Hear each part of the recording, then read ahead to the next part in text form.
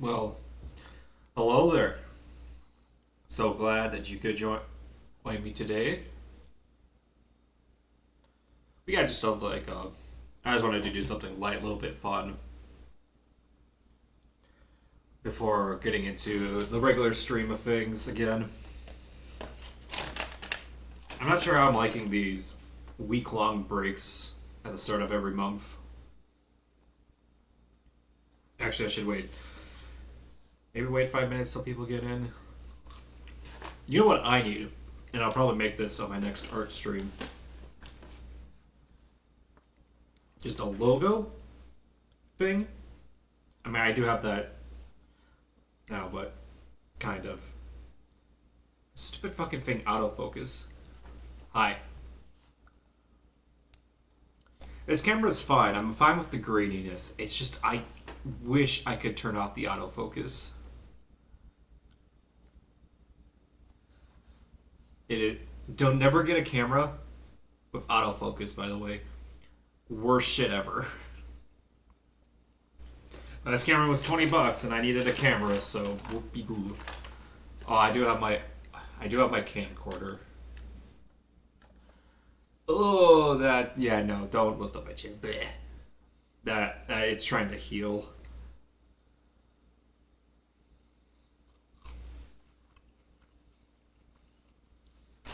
I so yeah, I have a camcorder. I'm not going to set it up right now. It's too late for that. I'll just suck it up. I try to fix it. I need a. Can I make it go down more? Yeah, there we go. Fix it more. By the way, this chair, awesome. I love. There's like a back support thing on the bottom right here. That just helps so much with everything.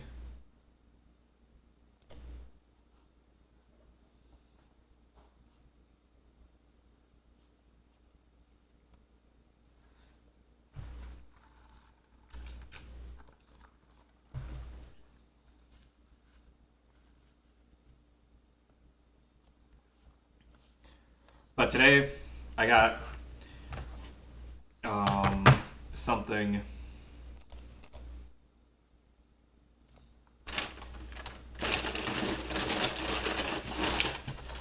You probably saw me taking bites of stuff and eating. Oh god, I gotta.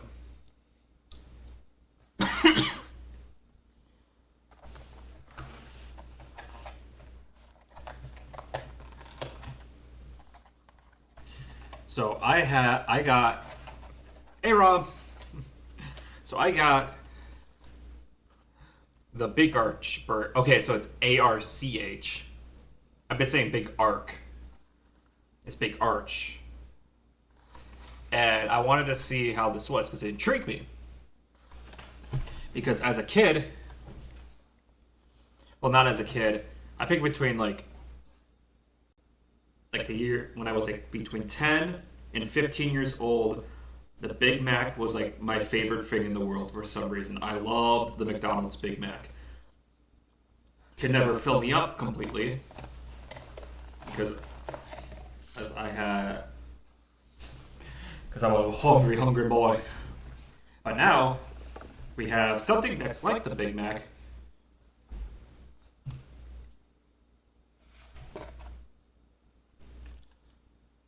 Echo.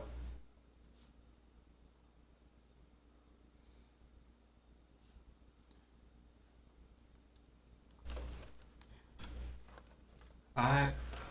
Oh, you know what it is? My camcorder was picking up my well, my my thing was picking up my volume. I didn't even realize that. Stop autofocusing and just stay there. God, that sucks so much. But so thanks for catching that, by the way. So there it is, all of its glory. I like the direction of adding black sesame buns. Oh, that's a very. Yeah, I'm trying to see what that's like. That's a very sad amount of sauce. So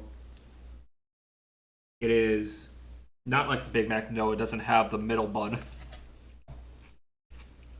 which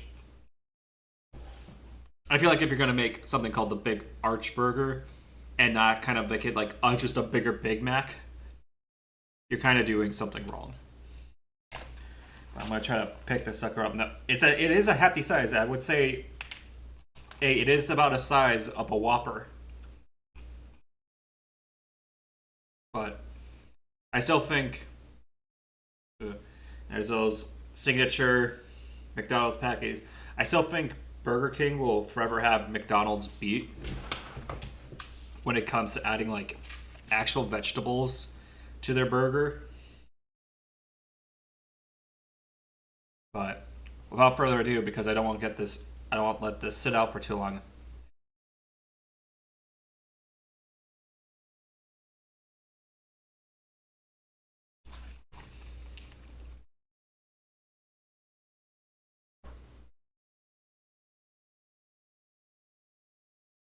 Okay.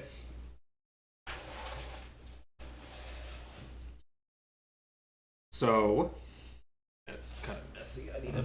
Where's my? After my first bite, here's what I think. The cheese is really nice. I think I'm I'm actually really. I don't know what type of cheese it's. I think it's like a white American cheese,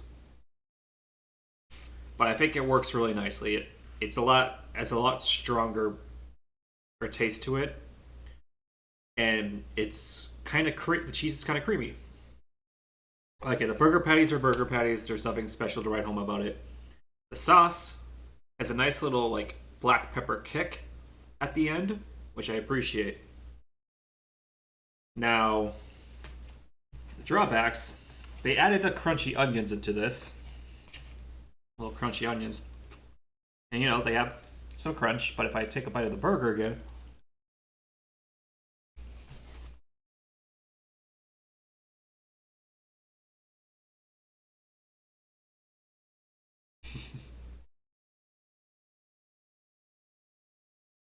it just completely go. There's no crunch whatsoever. It is a very like just it's a very soft burger, if that makes sense. It doesn't have much for texture. At the beginning, it has a little texture with the pickle and lettuce, but that just immediately goes away, and it just kind of almost immediately turns into mush.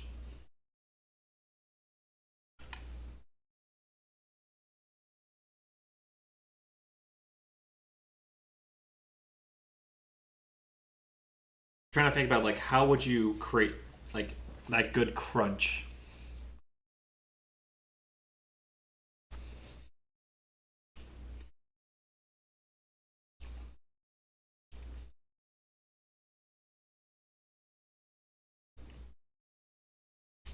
I think the patties need to be held together more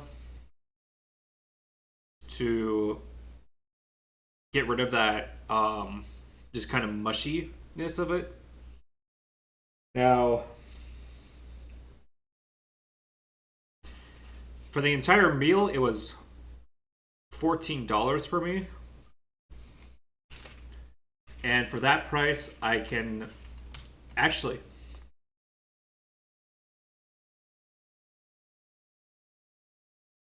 I can get like a Five Guys burger for almost that price. Actually, I think for that price, if not cheap, for just for the burger, and that has any topping you want on it, and the patties are grilled to the point where or the patties themselves have a little bit of a crunch to them if you don't let your burger sit out for too long. It is still a mess. I would say Five Guys burgers have a lot of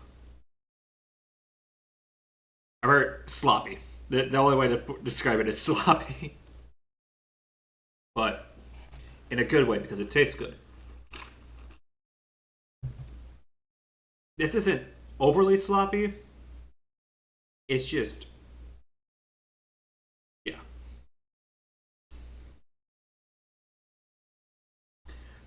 I actually like the Five Guys. I still think Five Guys is one of the better like fast food restaurants for me personally.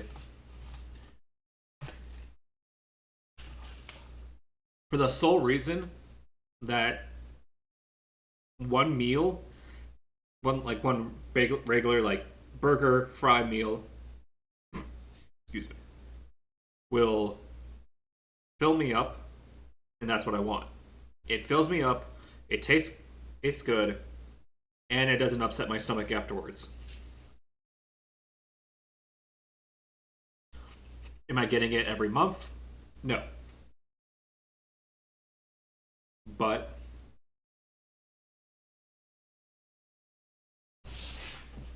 yeah, that's one of the biggest thing that comes for me when it comes to fast food. Does it fill you up on an okay price? Five Guys does not have the price going for them. They never had the price going for them. But what you're getting there is you're getting your quantity, you're getting your like more of a quantity, a little boost in quantity and quality when you get Five Guys. McDonald's, I don't know what to think.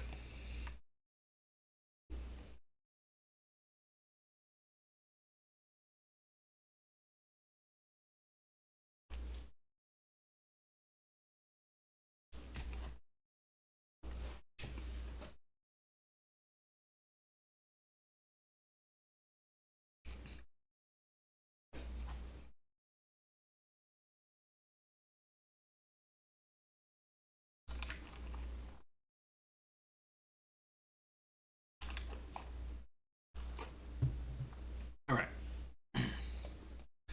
let's begin our stuff tonight. So, oh, my overall rating for the burger is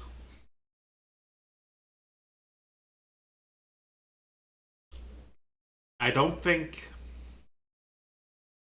because this is not a burger you can eat on the road. It is something that you need to like sit down properly and eat. If I was going to McDonald's to sit down and eat, or if I was bringing McDonald's home to sit down and eat, I would get it then. But if I'm going to McDonald's and I'm on the road, I'm probably just gonna get like the cheeseburger, like the double cheeseburger meal. So it's fine for sitting down.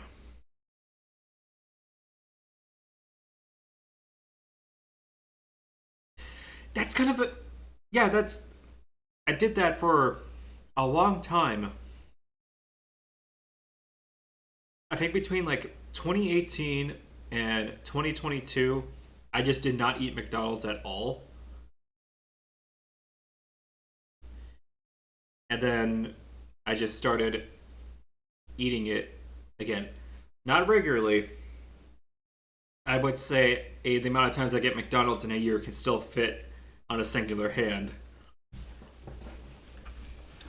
But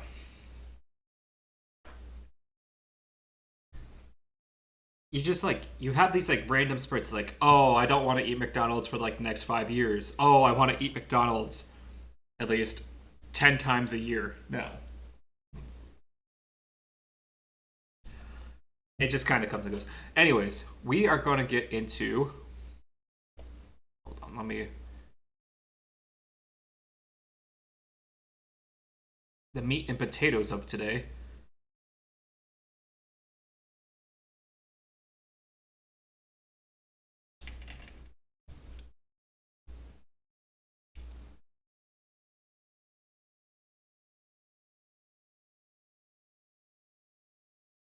Yeah. No, it was. Is it Alt?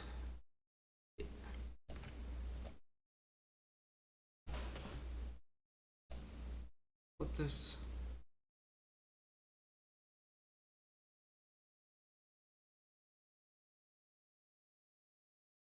That looks weird. Put you over there. So, random video lookup day. I love these days because we just get to watch whatever. Oh, hey. I guess I technically have potatoes as well.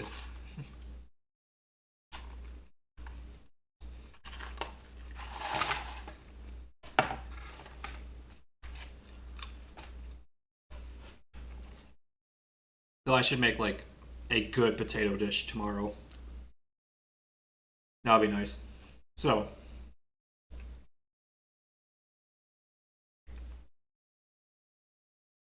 what should...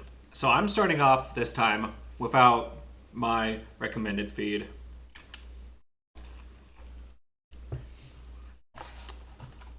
Let's just search up McDonald's.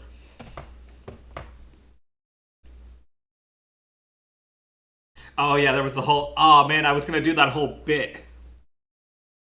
Hold on. Just going to go... No, I didn't need to do it right. I needed to like look dead in the camera and just go...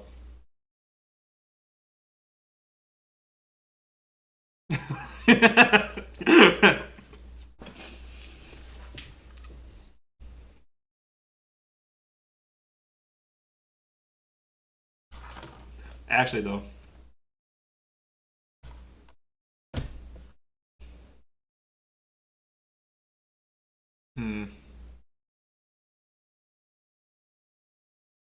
Why are they in Minecraft? Why are they in Minecraft?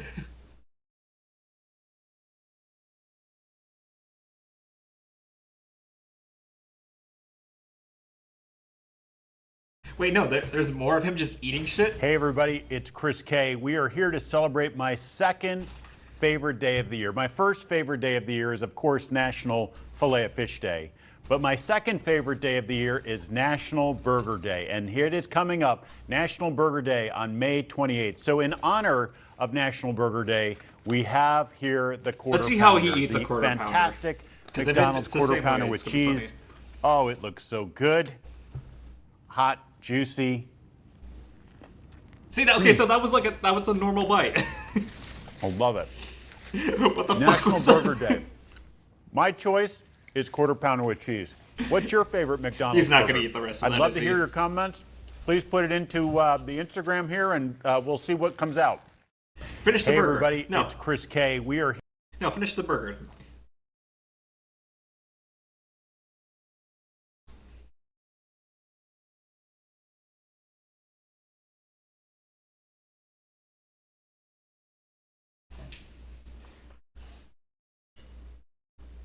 I kind of want to click on it. Like, you're right. It is tempting me to click. It's like, why? It's just like, why are they in Minecraft?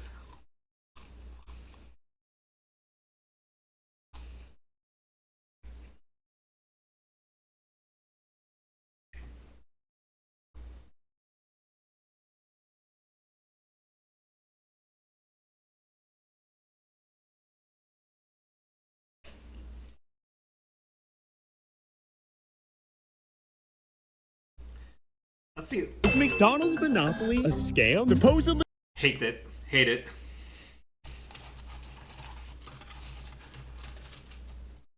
Filet-O-Fit.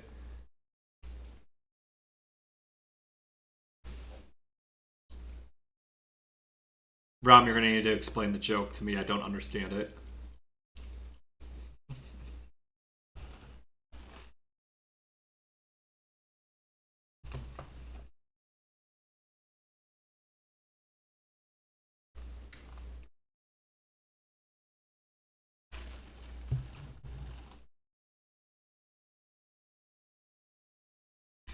What do you mean? Don't worry about it. You just said that, and then you're just like...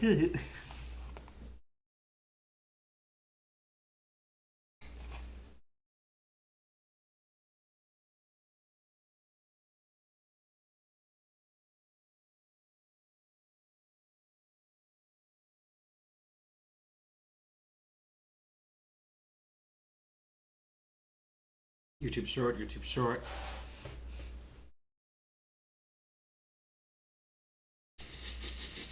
I'm scared. I'm actually fucking scared of that thumbnail. What is happening? I'm scared. He's putting it in. No. What is the craziest fast food hack combo? I'll go try it. A quarter pounder, right? Syrup from McDonald's, Okay. and then a bunch of mayonnaise. Bunch of mayonnaise. So, gotta get a blue power weight too. So I pour it on the pounder. No, they're fucking with him. They're fucking It's with a him. prank. No, I It's a didn't. prank. It's not a prank. You guys never had that in your life. Maybe. No, you have not. No. That sounds too crazy, and I'm that crazy person, so I'll go try it. McDonald's. He looked like he got back from war. Crazy person. He looks like he just got out of. Just like he just saw someone die.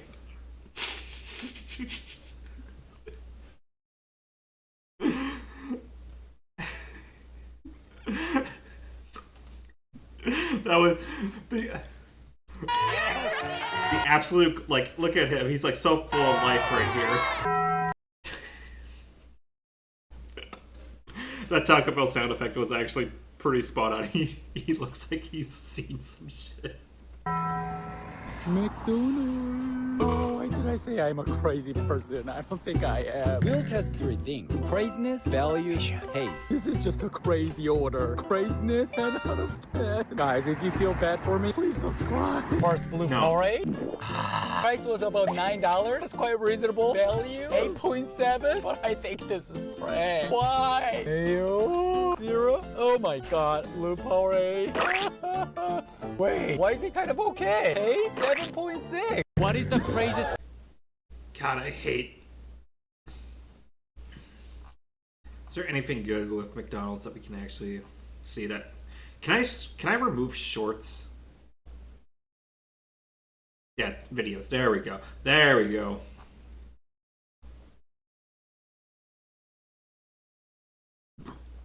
Excuse me.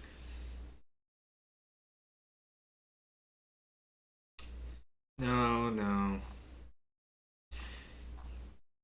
Let's see. What other filters can we add?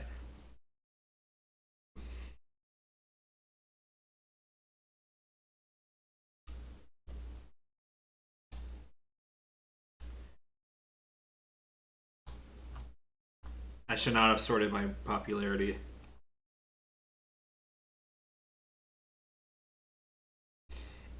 No, it's actually, it really...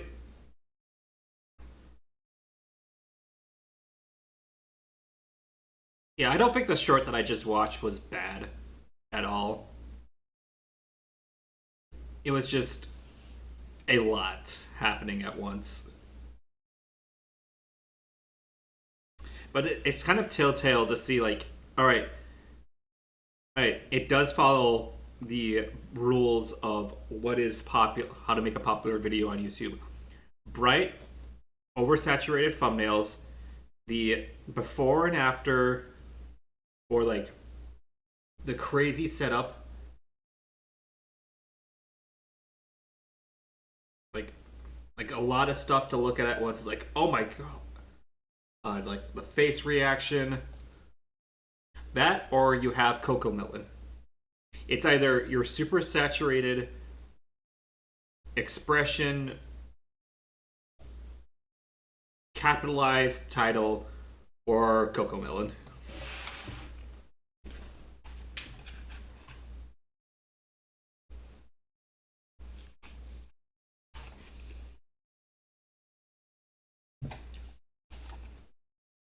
Which, a lot like this burger I'm shoving down my gullet.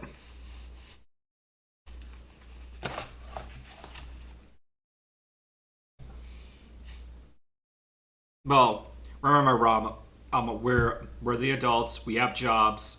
I'm still trying to get my job. Give me my account to do my shit. I have a thing right now.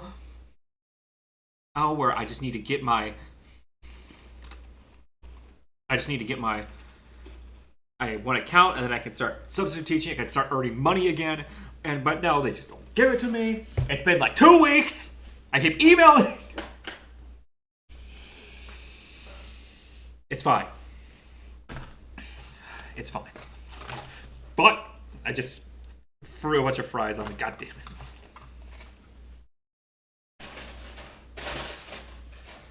Why is there a 1?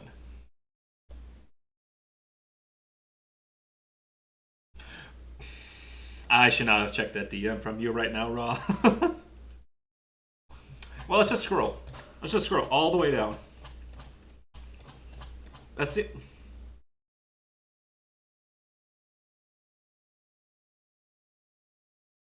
$92 million views. Holy shit. For a guy dressed up as Ronald McDonald eating Burger King. I think that's all we needed to see. Let's go, the Wiggles! Yeah! Finally!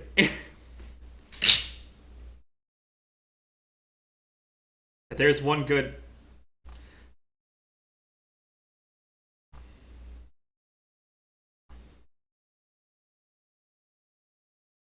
See, I wonder how far...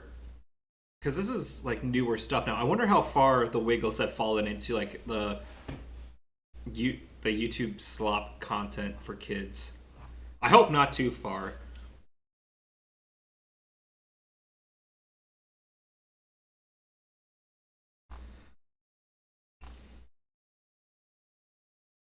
Because yes, they make shit for kids. They sing songs for kids. Damn, okay. But at the same time, you do a comparison from here to now. Oh, I bet you're a real nice person to talk to, Tom McDonald.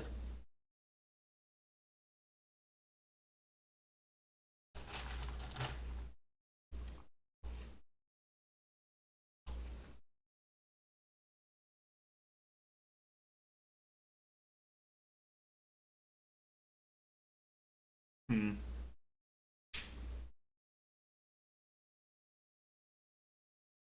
Five years ago, yeah, that's about the time where it was just right about the peak before the family content started to go down.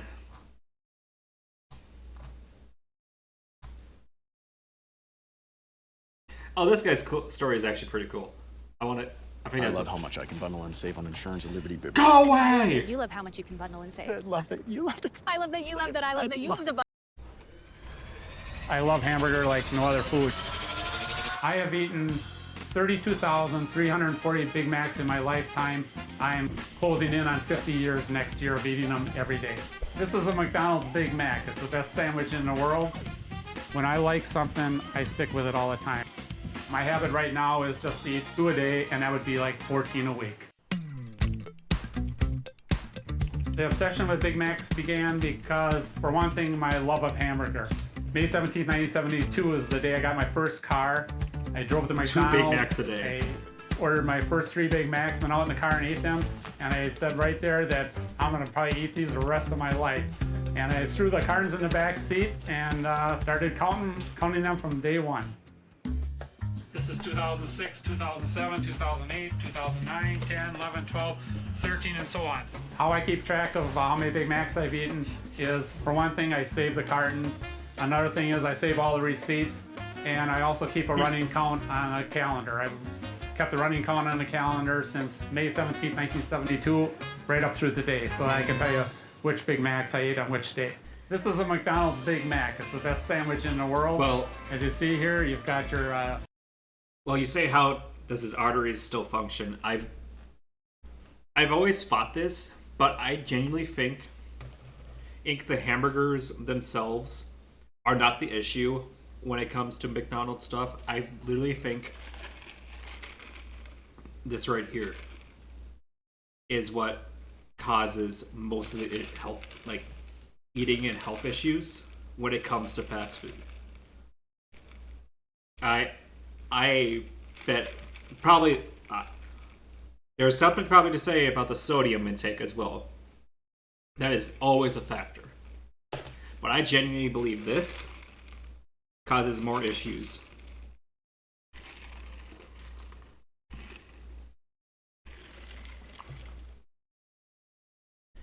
And if you live like And if you have an active lifestyle, like if his job isn't a sit down office job, and he's like somewhat physically active, he probably is. That's why.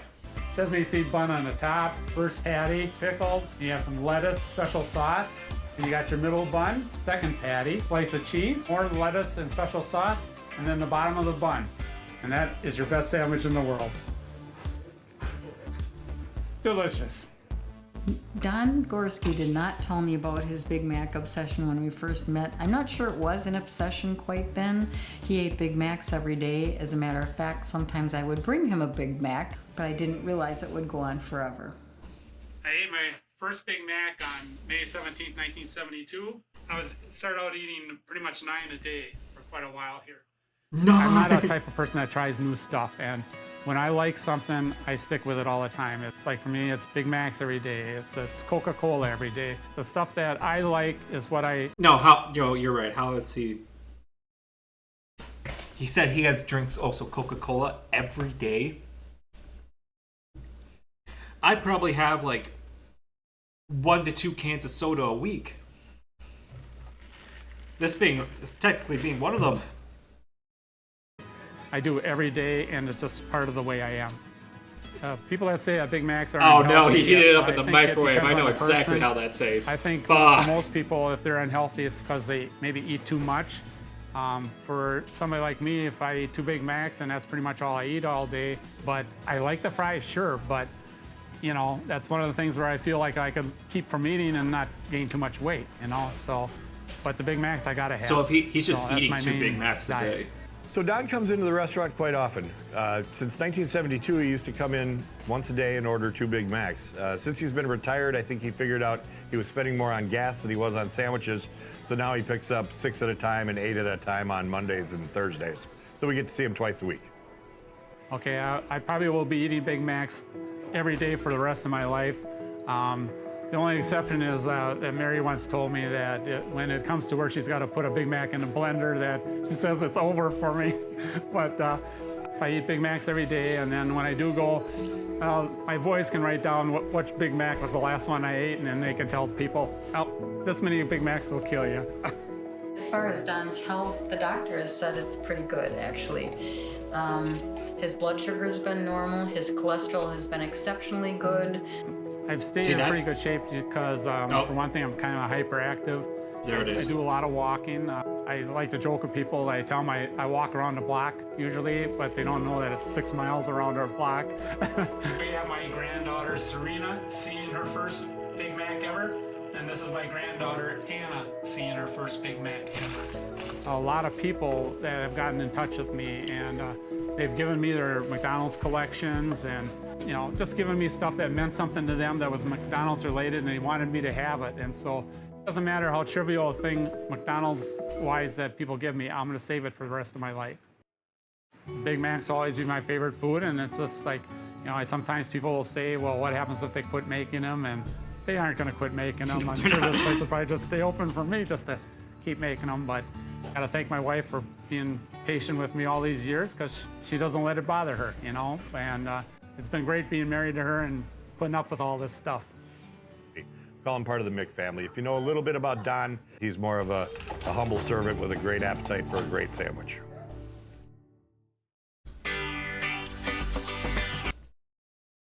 So that was 4 years ago. I want to hear his opinion on like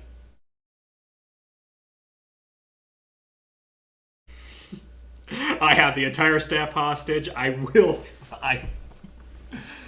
That he seems too nice.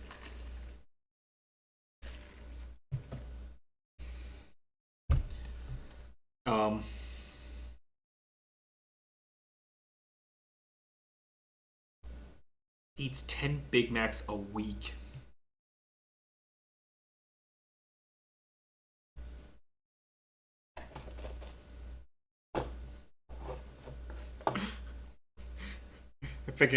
I think according to Dr. Mike, you get to start going just absolutely cracked out if you start eating McDonald's for 30 days. Because God, that is a face.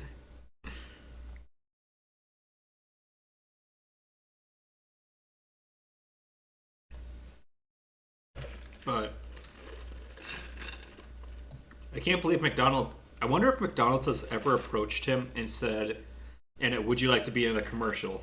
And he said no. Let's watch this one as well. Now to the Big Macaholic, who says he has eaten 12,000 Big Macs over 30 years. That works out to almost one every day. And he says he's totally fit and healthy. ABC's Nick Watt has his story. 2 all beef patties, special sauce, lettuce, cheese, pickles, onions on a sesame seed bun. Dennis Rosenlove has special sauce. Hi, Dennis. Hello. Coursing through his veins. Doing the usual today? I am. My first meal of the day is always about 10:30 when they open up for Big Macs. You can keep your Egg McMuffins, your filets-o fish, and all the rest of it. Your filets-o fish. I enjoy what I eat and tastes good, so I do the same thing every day. And that's a Big Mac meal. This electrical appliance salesman and Vietnam vet, apparently in great health, is a self-confessed Big Macaholic with a 30-year habit. Mondays, I always eat 1 Big Mac, 2 on Tuesdays, 1 on Wednesdays, 2 on Thursdays, 1 or 2 on Friday, and 2 every Saturday. 10 a week. He estimates he's scarfed down more than 12,000 That's a in a huge lifetime. soda as well. Almost nothing else, except on the day of rest. Sunday, my wife cooks meals and we eat family dinner. Works out great. What's missing from his diet, it seems, are vitamins, minerals, fiber. The good news is he's keeping his calories in check. It's 700 fewer calories than the average American man brings in. He just eats them all in Big Macs. It has all the major food groups in it, and I'm not sure what's in the special sauce, but you put them all together and it makes a fantastic sandwich. And the most surprising thing of all, Rosenlove, an active 64-year-old, claims his cholesterol is totally respectable. Exactly, because it's when people are like, "Oh, McDonald's make you fat." No, it's ordering a gigantic amount of food that makes you fit. Gigantic amounts of food, lots of sugar. That is what's going to make you fat. A man eating 2 Big Macs in a day. Oh, that's so bad. No. If he was having 2 Big Macs for a lunch, and then also eating the equivalent calories for a breakfast and dinner as well, if he was so the equivalent of like 6 Big Macs in a single day, that's a problem.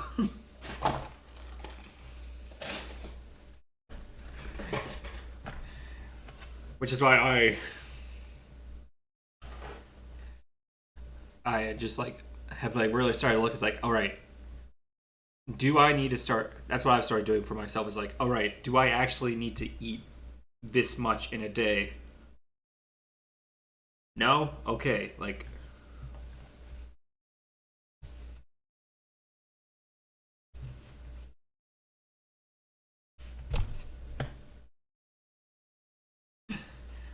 I've never heard of it. Wait, what? That's a thing? Hold on.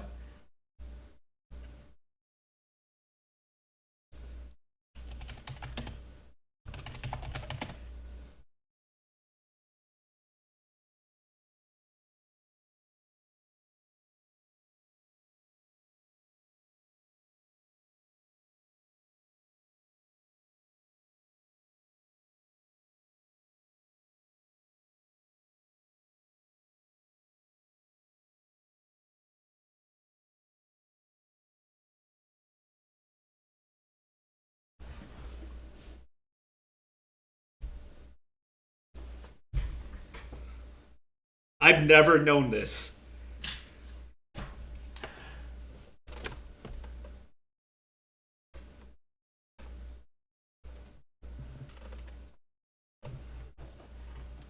Okay, wait.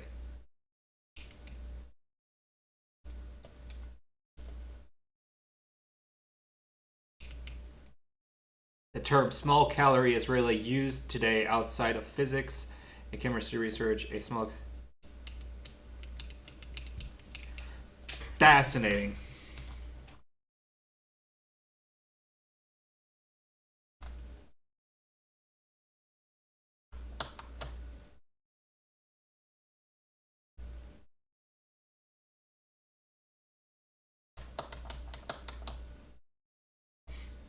Maybe that's why we should. What should we watch next?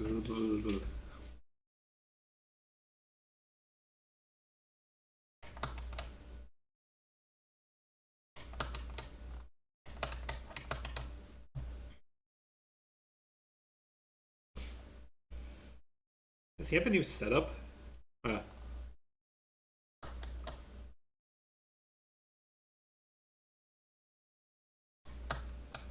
real reason Warren Buffett eats so much fast food because he can afford it.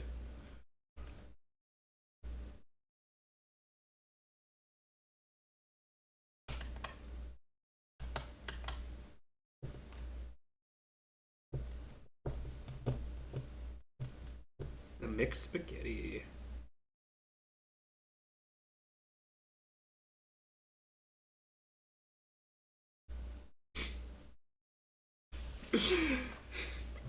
Man, you can't just put the African tribesmen just in the YouTube as a YouTube thumbnail like that.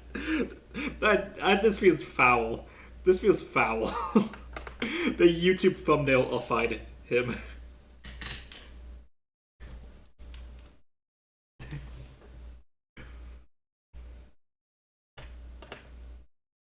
Imagine being turned into a YouTube thumbnail reaction image.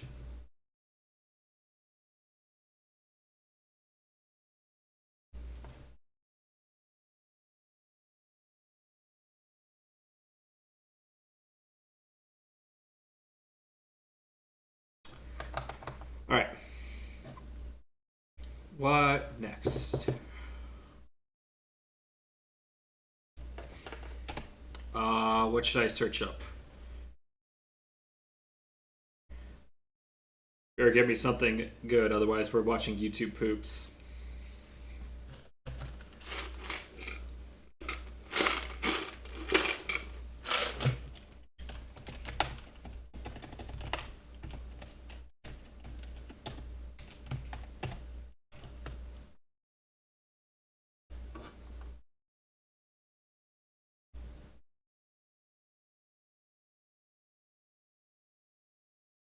Is this who you're talking about? Oh wait, no, I think I was recommended this. I want to see. Oh yeah.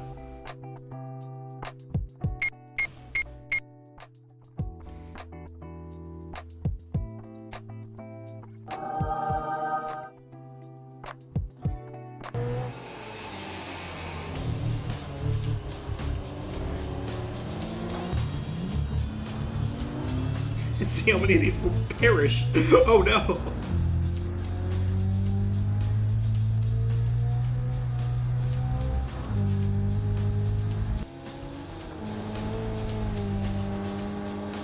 Ah, too fast. Ah, too furious.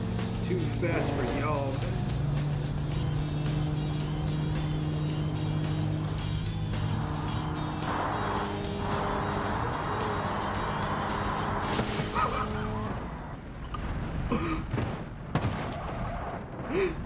Bro got this.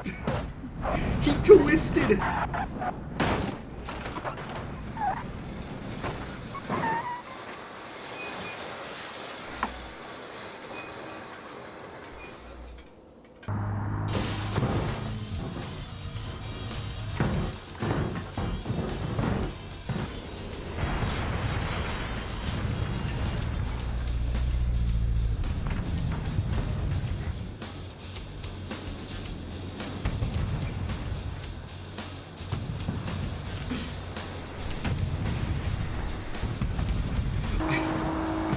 I like how it's like all the same basically. Oh my god. He used the red.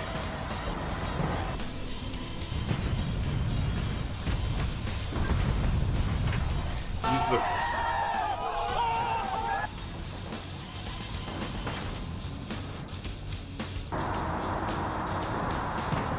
Triple slip, triple slip, triple slip, triple combo.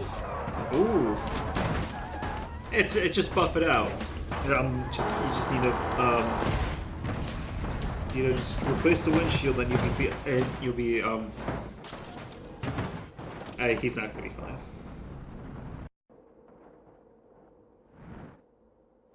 into the pit.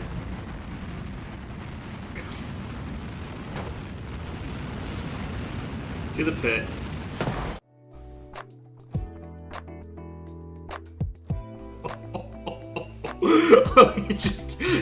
He turned into a 2D shape. No, I want to see that again.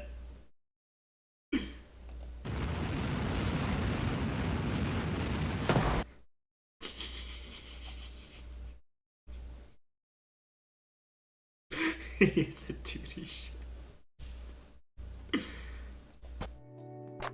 Nah, you can't do that. That's pretty good.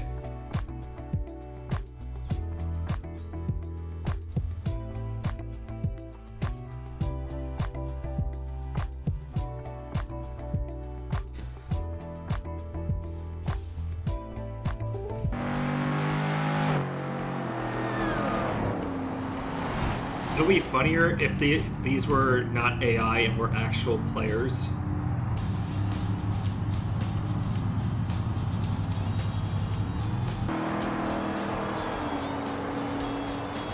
And you try to do this like Wile E. Coyote thing with them.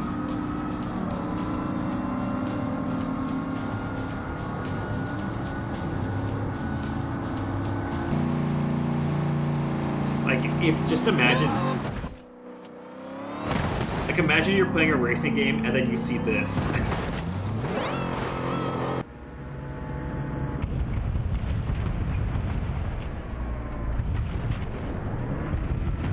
The fact that they like bend like that when they crash.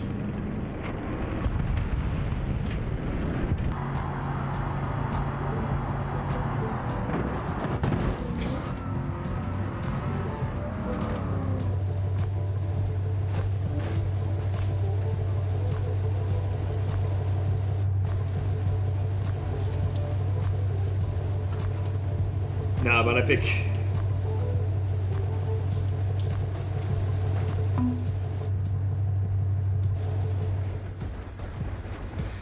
Let's see what else they have.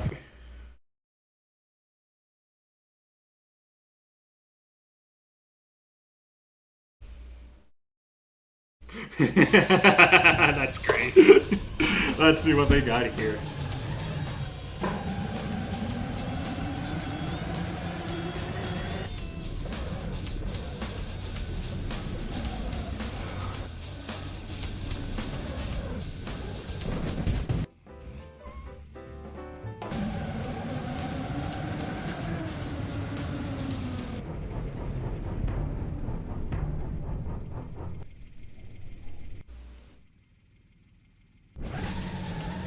No! There is nothing left. There is nothing. He is gone.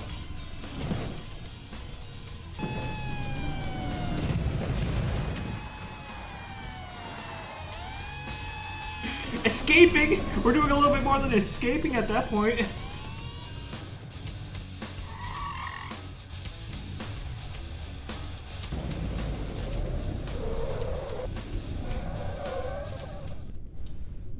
I think we're pretty much a Killdozer at this point.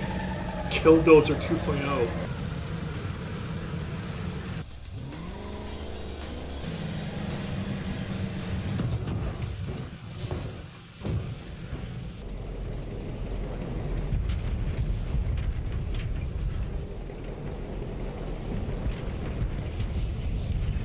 Oh, just tore the entire front end off that car.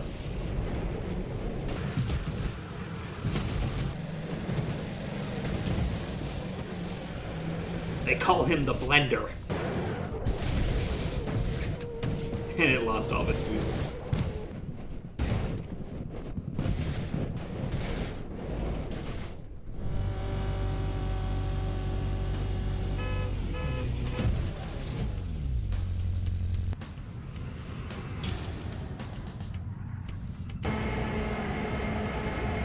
It was at this moment that he knew.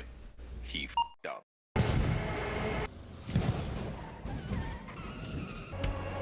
That was the burger. The burger was...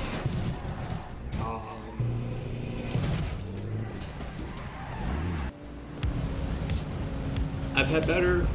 I've had worse.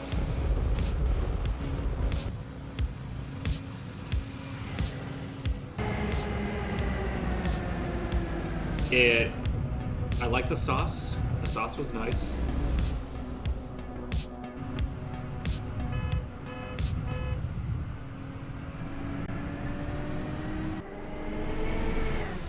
So was the cheese. The cheese was a good add to it as well.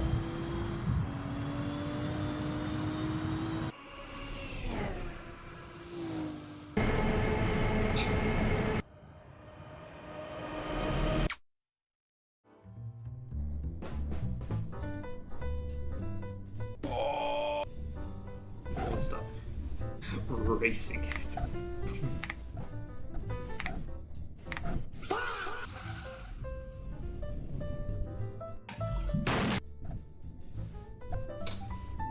Yes, it was.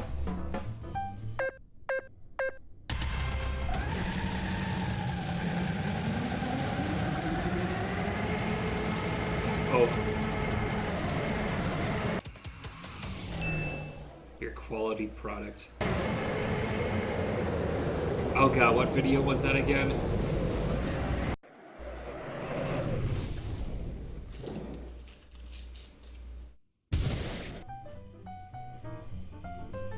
Start in second.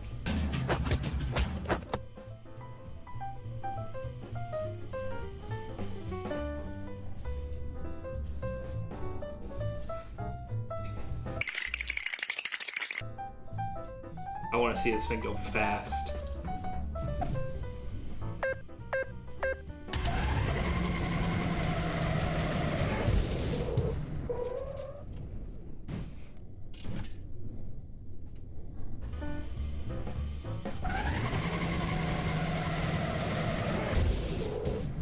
The entire...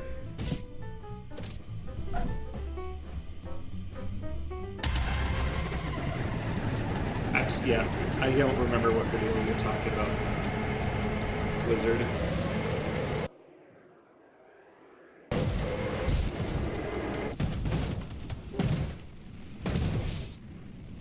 Spin.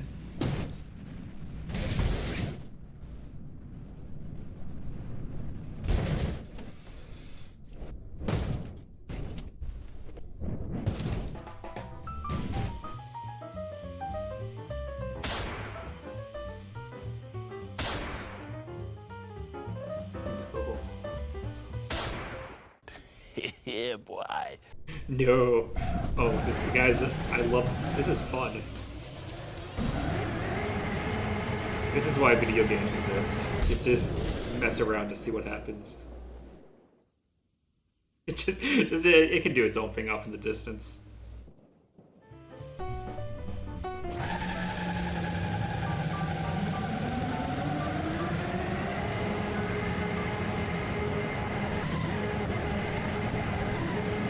Can I get to 300? Oh, it's at 300. It's broken the sound barrier.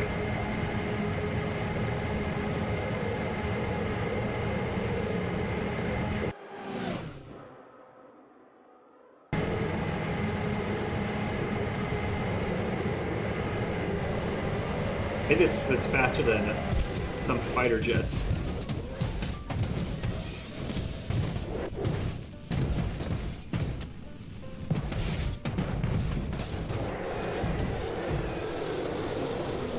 Oh, yep.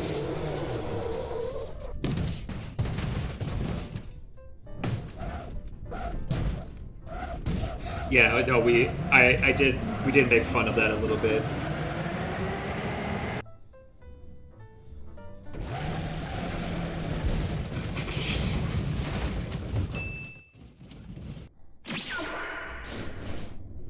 Oh, it can float.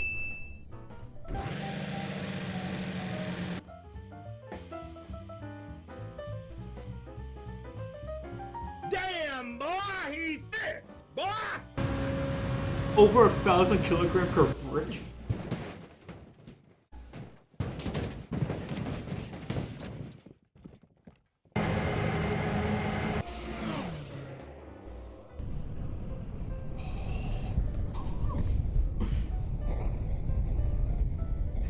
It got crushed a little. All the tires are gone. But it made it through.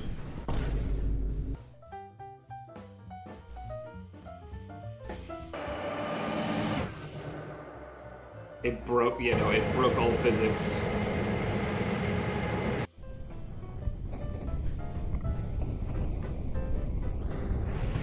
Alright, I think in this simulation game, they made the ACP just a little bit too...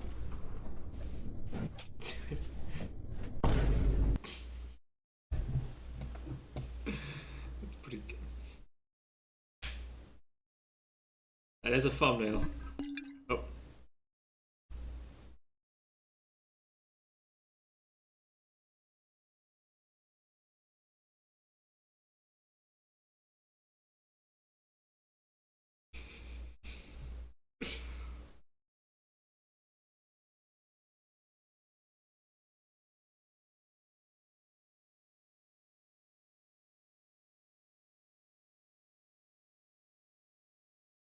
How long is this video? But yeah, no, yeah, I think I just, but, so the biggest problem with the burger, by the way, Wizard, was it was too soft and didn't have, and the crunchy onions didn't really add much crunch to it as I was hoping. The burger, I think the burger just needed that middle bun that McDonald's has to kind of break it up a bit.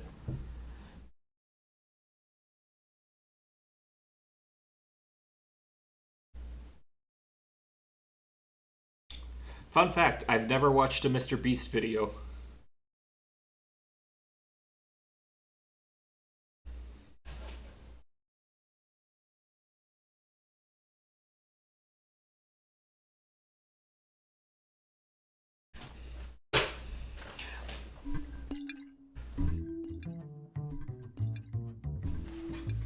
Yet I've watched every Sea Nanners video twice.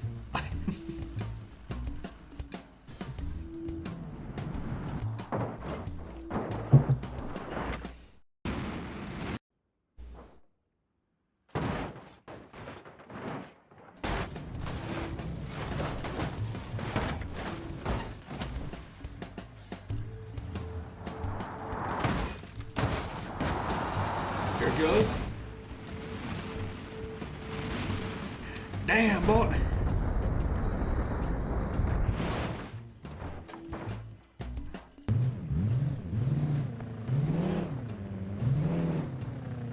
But it's the YouTube meta. You have to just keep making it bigger and bigger.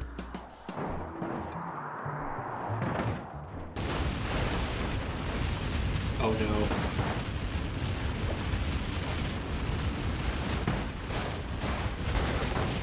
Oh, it's becoming flat.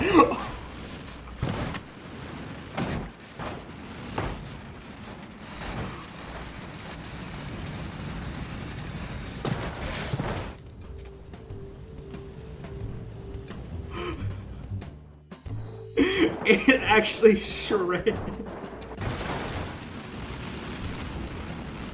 That's great. I love this.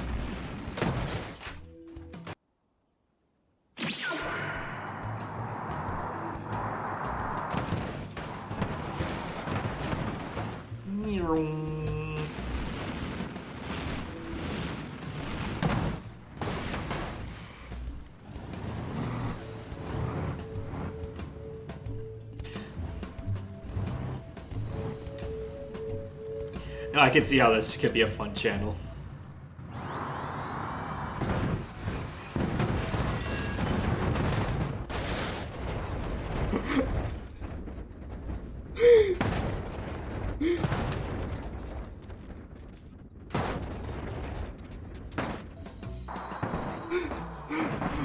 What happened? It just... that actually evaporated.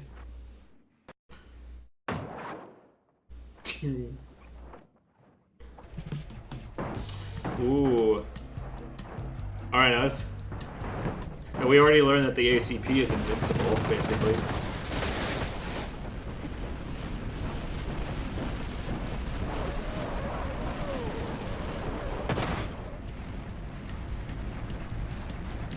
you hear like the wind scream?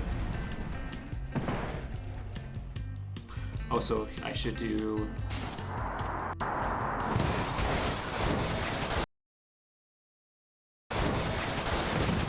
There we go. That's better.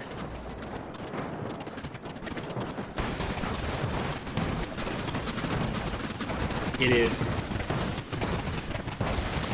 actually being transformed into a new object.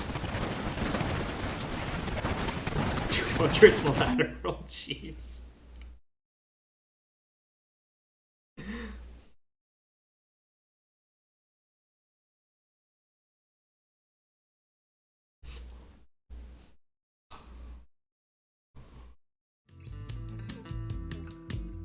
Yeah. Uh-oh.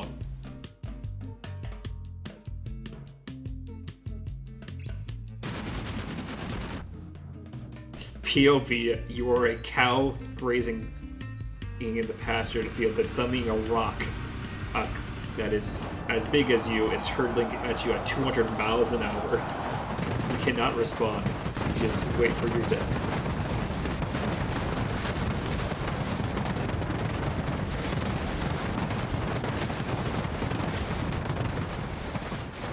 You know what this is reminding me of is the spaceship I built in Kerbal Space. The centrifuge. Where it was just spin rocket. It was one of my most successful rockets as well. Because of the spinning force. Kind of like how when you like throw a football or shoot a rifle bullet, it spins. Maybe I should revisit Kerbal Space one time.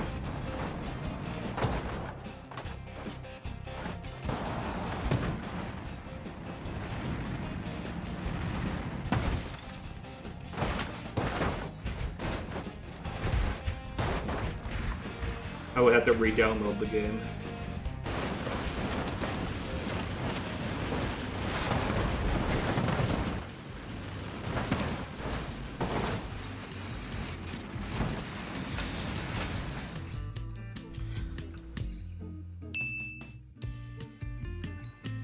Ooh, now this is gonna be fun. Go, little Prius, go!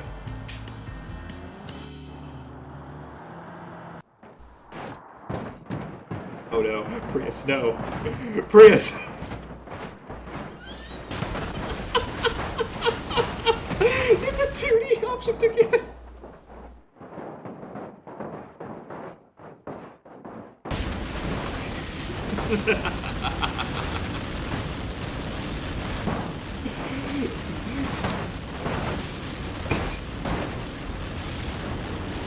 GC on his tweet.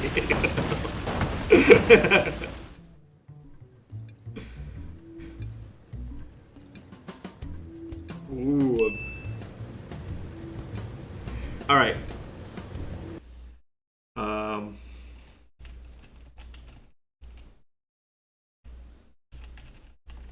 My money is on this one right here. The black car. Wizard, what do you choose?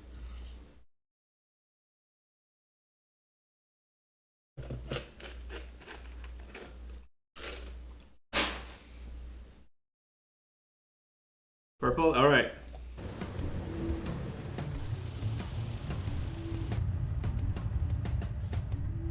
Okay, after the gunshot, I'd tell the...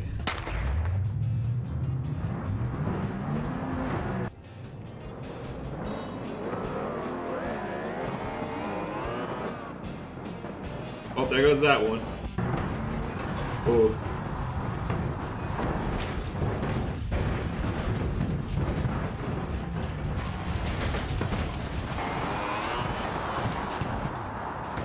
Oh, there's the blue one right there.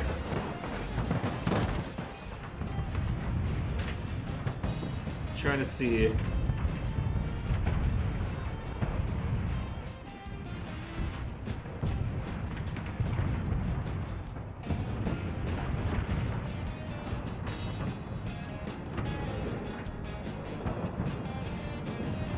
idea.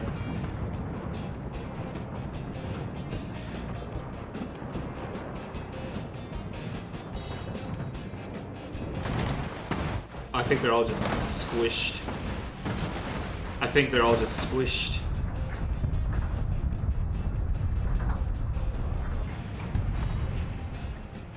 Hey! I think that was the one I chose! Yeah! Give me your money.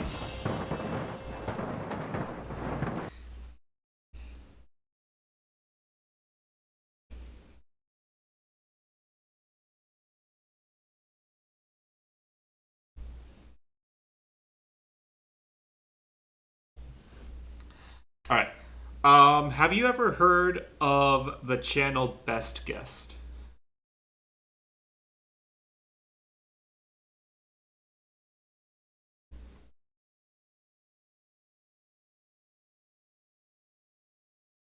It is true. Oh.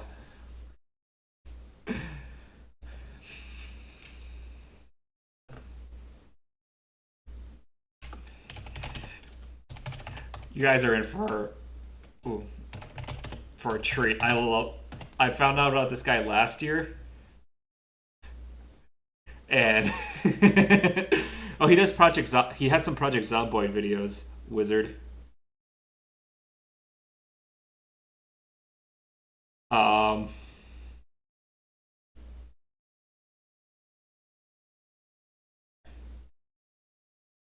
Yeah. That you store a woman in a basement while they are alive. We won't be watching those ones because those ones are a little bit longer, the Project Zomboid videos, but they're good fun. There is, however, these absolute gems.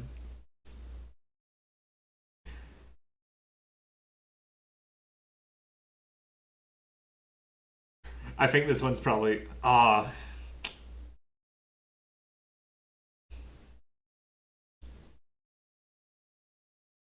think, but this one's such a good one.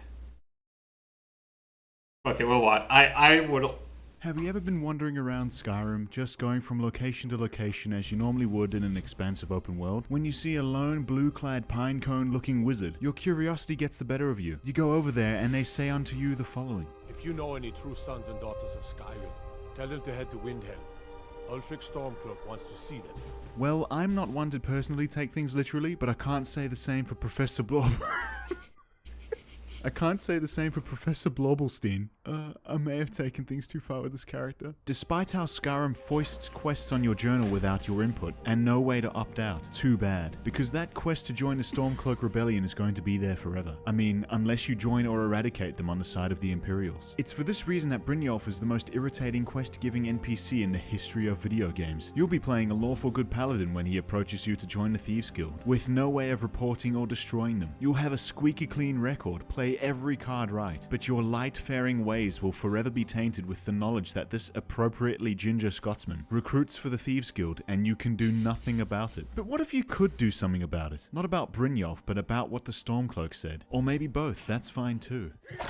This got me thinking, wouldn't it be fun to get the sons and daughters of Skyrim and have them fight Ulfric's civil war? In Riverwood we have Frodnar and Dorothy. They luckily come with a sidekick, which is really fortunate considering children in Skyrim will not fight back by default. A tale older than time. In the meantime, onwards to Whiterun, we encounter Miller Valentina.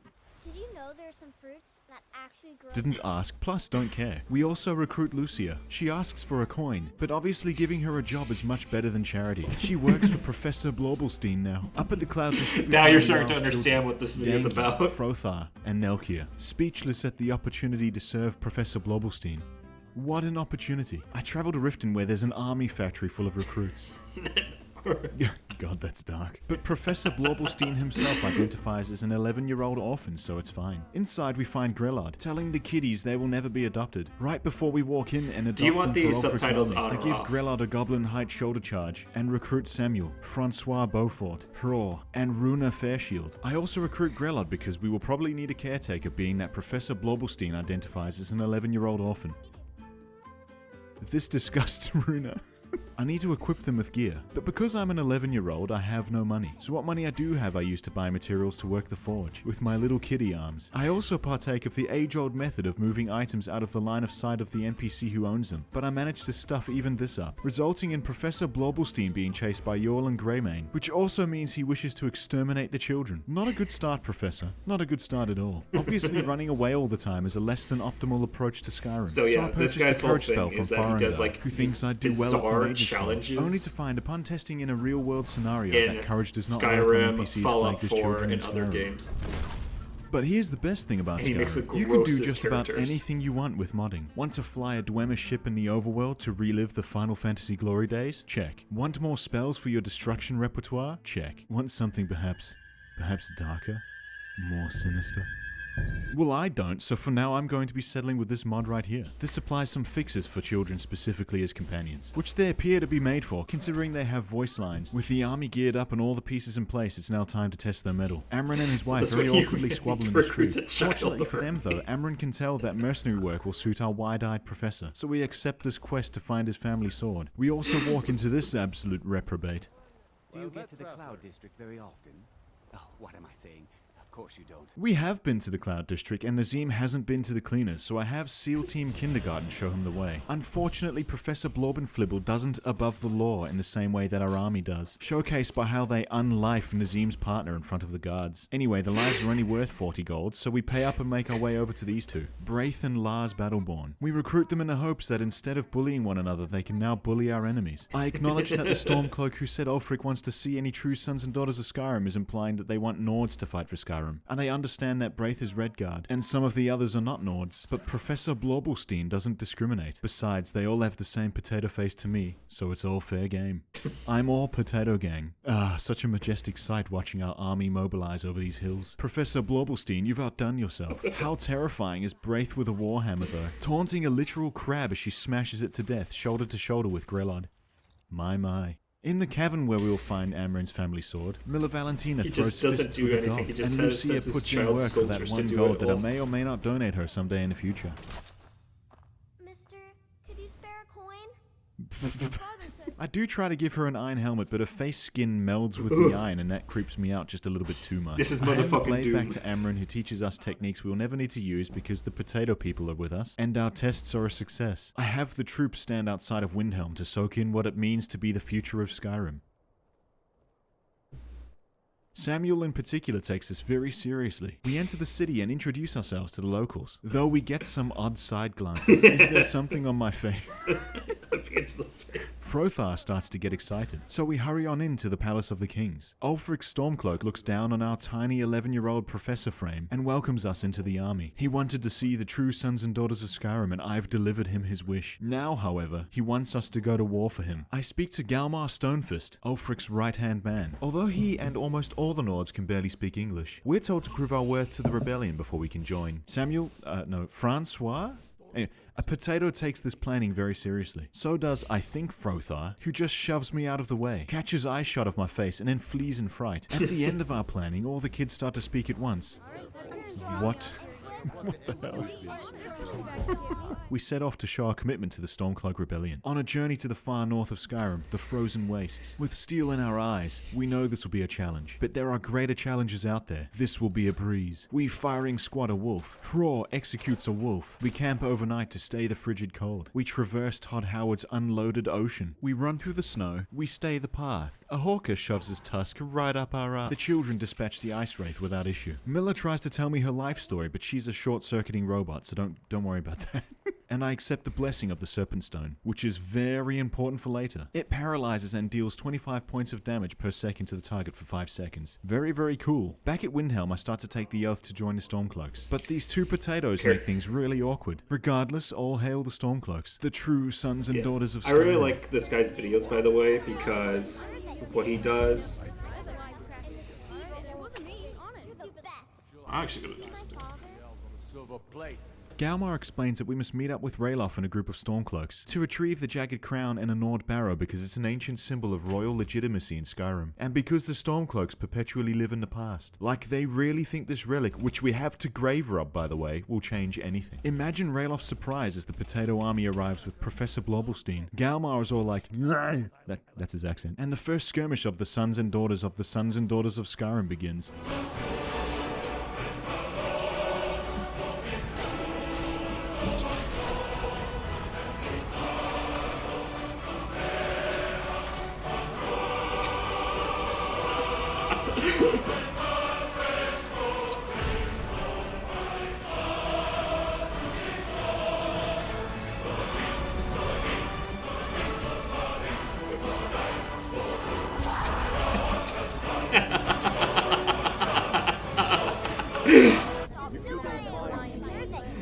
But like I was saying, he like makes a story rather than just saying, "Oh, I'm just here to do this challenge." Here's this entire story about this creepy fucking goblin man recruiting child soldiers. Kindergarten Blobelstein destroys the Draugr Scourge, and I retrieve the Jagged Crown. But you know what? I like this crown. Forged from pure Nord copium. I'm not sure I'm going to give it to Ulfric. And this is where the Serpent Stone comes into play. I unequip the Jagged Crown, paralyze Ralof. He looks like he's screaming on the inside. We slip the Jagged Crown into his inventory, run our bald 11-year-old professor out of the crypt, return to Ulfric and tell him we have the Jagged Crown, and that he owes Galmar a drink. This completes the quest and causes his small Nordic brain a big confusion. You see, by mentioning a drink, his internal monologue turns from the Jagged Crown to other Nord matters such as but basically the game doesn't check that the crown is in our inventory because it assumes you cannot dispose of it. And normally you can't. It cannot be dropped or sold. It can, for some reason, be reverse pickpocketed though. Anywho, we take Ulfric's axe to the Jarl of Whiterun as a symbol of war. And you'll notice our bald dome is still exposed. Don't worry about it yet though, we'll get to that soon. But for now, Jarl Ulfric won't accept Ulfric's axe until we complete some tasks for him. Tasks we are much suited for because of our cum. Suitable for someone of your cum. He wishes to discuss the ongoing hostilities like the rest of the great warriors with Farengar, but we escape and head to Riverwood. We find Ralof at the inn, obviously still traumatized by his last bout of paralysis. I uncaringly paralyze him again, and in his inventory is... Oh, how did that get there? And how didn't he notice? In any case, it doesn't matter. I wear the Jagged Crown now. Professor Blobelstein shall be king one day. The Potato Gang celebrate, two of which are too young to be patrons of the inn in the way that they are. But this matters not, because King Professor Blobelstein, with his weird pencil mustache, does as he pleases. You look worse than I feel. We ascend the mountain near Riverwood to take care of the task Jarl Balgruuf wanted to give us. Approach Bleak Falls Barrow, watch on in absolute awe at how Dorothy terminates this grown man with a barrage of headbutts. Potato headbutts. Clear the chambers of the crypts with the power of school ground camaraderie. But my favorite part was when Braith turned to Professor Blobelstein and said, "It's Blobin time," and then proceeded to blob all over the Draugr who try to sneak up behind her. They're all so bloodthirsty. It's fantastic. We get the stone tablet and take it back to Farengar at Whiterun, prompting Balgruuf to ask the small man with an abnormally large head to go with his town guards to fight a dragon. You, like me, have probably seen this battle with the dragon before, probably hundreds of times, but let me tell you, you've not seen it like this.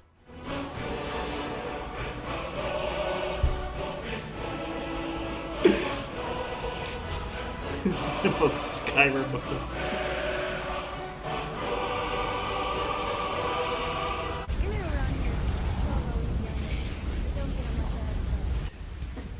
I return to Balgruuf, tell him we've resolved the dragon thing. I become Thane of Whiterun Hold, and then paralyze him for reasons none other than I possess otherworldly powers outside of his understanding. Lydia tries to approach me, and I resolve that pretty quickly as well. Back in Windhelm, Ulfric and Galmar are having a D&M, while the kids in Grelod plot the invasion of Whiterun, and we make a run back to the place we were just made Thane of to sack and invade it. Now you might be thinking, best guessed, how was this fair? In the base game, NPCs flagged as children are essential and can't lose a battle. And my rebuttal to this? Modding. We assemble outside of Whiterun to prepare the invasion, but then Ralof starts going on about his oral hygiene or something, so I paralyze him and leave him convulsing on the battlefield, while our squad charge on into battle. It's a slaughterhouse, but it becomes really clear to me early on that Grelod the Kind is a kink in our armor. I do everything I can to keep her alive, such as using my own body as a shield, but she is at constant risk of death, and this makes sense because in the main game she's designed to die without any resistance. She basically has 1 HP. My solution to this is to send her away from the battle to deal with her later. She will have some some use to us yet. The sons and daughters of Skyrim storm the walls. Our army makes it feel a lot more like an actual battle, and less like 4 NPCs storming a hold with you. Very wholesome. The gang absolutely ends this Whiterun guard, but I get a notification that a follower has died. In frustration, I backtrack, only to find that Grelod is stuck on some terrain and still alive, which means we suffered our first casualty. I scour the battlefield and find one of our Skyrim potatoes on the floor. Frothar, one of Jarl Balgruf's sons. This enrages the other son, Nelkir, who, while I'm blasting this barricade with my stringy, frail professor arms, has phased through the obstacle and marches on with a vengeance. I call out to him. Hello, Nelkir. The battle continues like an argument in a Roblox RP lobby, and then Irilith throws out a slur. But honestly, that's racist, there's no need for this. And once Balgruf's own children kick the ever-loving ghost out of him, he surrenders. I'm ordered to report back to Ulfric at Windhelm. I arrive, watching him sleep. This guard walks in, isn't concerned at all by the absolute troglodyte standing over his Jarl's bed, and leaves. He just... I wake our lord by paralyzing and teleporting him off the bed. This spooks him.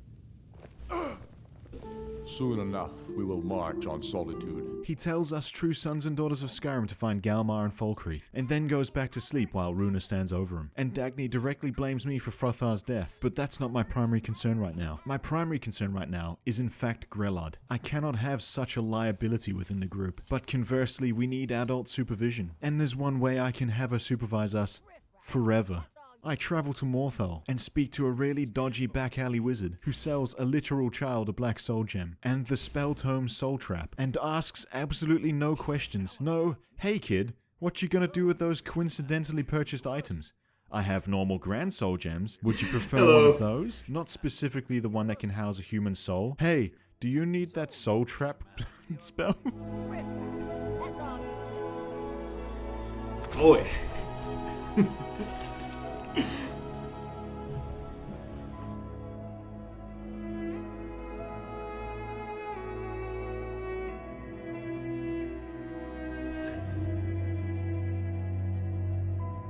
Just hilarious.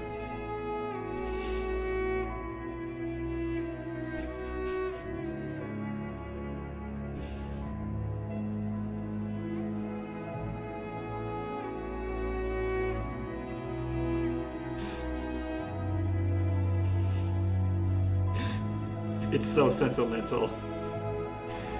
Really very powerful storytelling. Dodged a great sword, I forgot he named it that shit.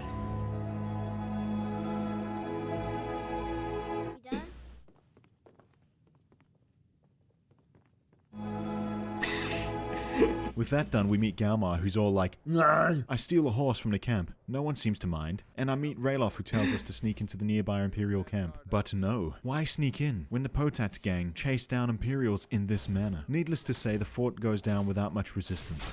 We storm the basement and release the captive Stormcloak prisoners, who are now all redundant because the children are the upgrades. I'm ordered to report back to Ulfric at Windhelm. This time, I arrive to him standing in the corner of his chambers just looking at the wall. He refuses to lock eye contact with Professor... Since we just have some people coming in right now, what is happening right now is he's playing Skyrim, but he has a mod installed where you can recruit people. So he's recruited a child army, aka the true sons and daughters of Skyrim, to do his bidding for him.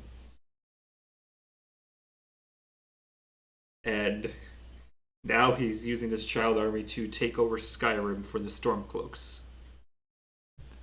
Blobblestein. He fears Professor Blobblestein. He sends us to Markarth on a secret mission to convert the city, but as you may or may not know, Markarth is the toilet bowl of Skyrim. It is trash, and the people here are rodent-pilled. The poor woman who gets murdered as soon as we enter the city, I put on the butcher's block because these people are probably going to eat her anyway. Absolute cockroaches. And I head to the Understone Keep to confront a Talos worshipper who has his sweet, sweet honeyed lips in the ear of the Jarl. We gather proof of this by sneaking into his chambers and finding the Amulet of Talos. And hilariously enough, the guards are totally chill with like a dozen small children sneaking around other people's personal chambers. We present Rarak with the amulet and he tells us about an Imperial silver and weapon shipment that the Stormcloaks can intercept. We tell Galmar, who's all like, "Nah."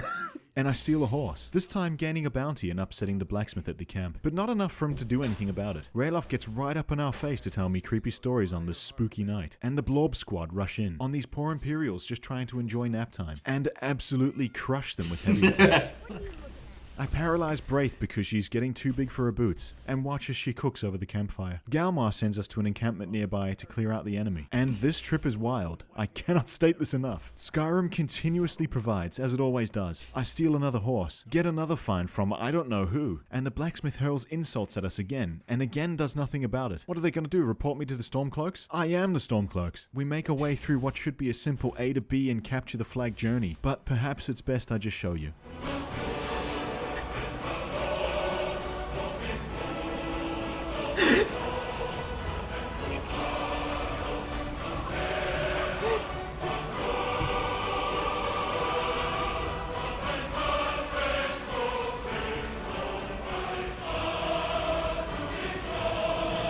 Mission successful, so I got a report to Galmar, who immediately tries to kill me on approach. He goes full Mike Myers pursuit mode, at least until the children catch up and gank him in the swamps.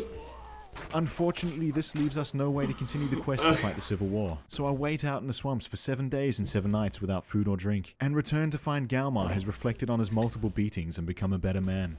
Very good, Galmar. We're sent to track down an Imperial courier to intercept their communications. Fortunately, this courier fears the sons and daughters of Professor King Blobble. We take the communications back to Galmar, who has a look at them and pretends he can read. Instead of doing anything conniving with the plans, he sends the baby army to another fort to take over, and I accidentally misclick paralysis on the Stormcloak, who does a sick flip. Braith makes good use of her adoption greatsword, powered by Greloth the Kind's ensnared soul, to make short work of her enemies. And that's another battle won. Back in Windhelm, Jarl Ulfric grants us a gift on behalf of all the sons and daughters of Skyrim, so I'm assuming all of my army spent some money to give me this normal leather armor. But he also grants me the Stormcloak officer armor set, which I give to our most lethal warrior, Braith. Though unfortunately this turns her arms and legs blue, probably because they're not programmed to wear armor. They're not programmed to be recruitable either, or fight at all, really. But modding. Lucia sadly still wants a coin and is still very hungry. Back in Hafengard, just on the outskirts of our final battle in Solitude, Galmar appears to be disgruntled that he has to deal with our Potato Head gang, and I imagine simultaneously embarrassed that he got the shit kicked out of him. We're told to take another fort, and also for some reason Bellathor from the Whiterun General Trader is out here too. He has some beef with Professor Blimblesnorf, so I paralyze him before we hit the road. At this point it should be clear the average run-of-the-mill Imperial lookouts and forts are no match for our gang of preschoolers, who swarmed them with the strength of at least 10 full fortnight lobbies, all resistance being given the Teletubby bye-bye, and also given the wrath of Braith, who is at this point just an absolute juggernaut. Our next target is the Grand City of Solitude, so I steal a horse, notice Galmar is furiously charging right at me,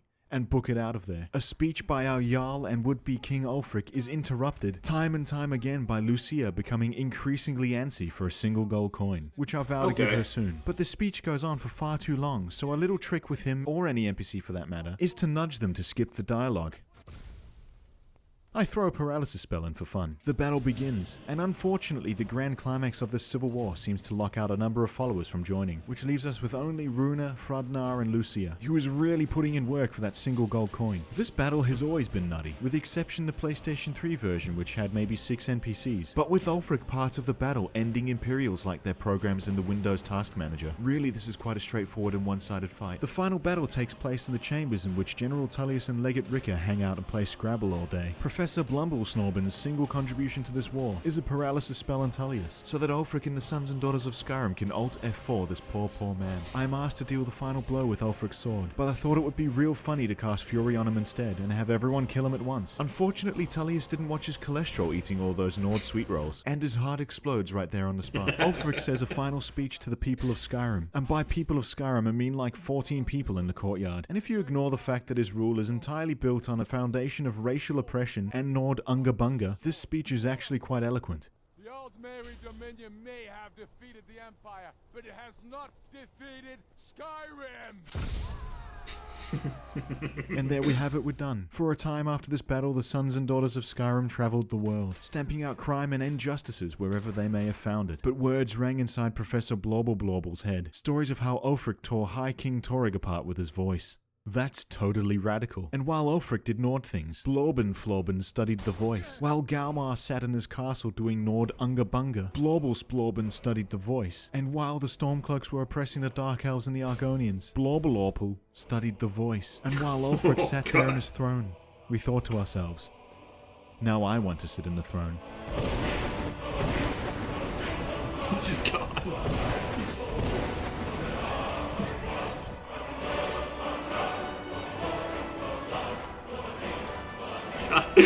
Fucking foul. Mister, could you spare a coin? Oh, thank you. Divines, bless you.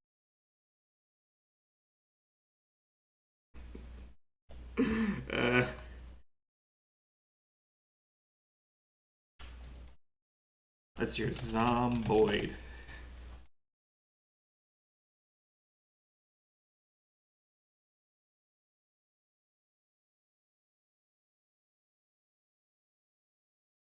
Oh yeah, I know. So yeah, he did an entire run of Project Zomboid, where he traversed the entire map basically. I think, with like nothing on. It's pretty spectacular. There's like. I haven't figured out what to do with the body just yet. I left it outside by the trash bin, and there's this dude. He's just standing in my front yard. I have no idea who he is. I don't know what he's doing. He seems to be acutely aware that there is a body outside. Oh my. Call 911. Oh, that's not good. As soon as I'm done resting, I'll deal with you two. Oh my god. Is that a body? There could be. What are you doing in my front lawn? Just surviving, you? Yeah, I think you might feel more than sick, buddy. Get out. I'm staying put. Well, he's a witness. Don't worry, I've found out who to pin this on. Now, the one lady next door, she thinks her husband's cheating on her. Maybe her husband is a closet homosexual, you know? Maybe these 3 bodies that I'm gonna put in her living room, maybe they were his boyfriends. Yeah, and in a jealous fit of rage, in a classic woman moment, she killed all of them.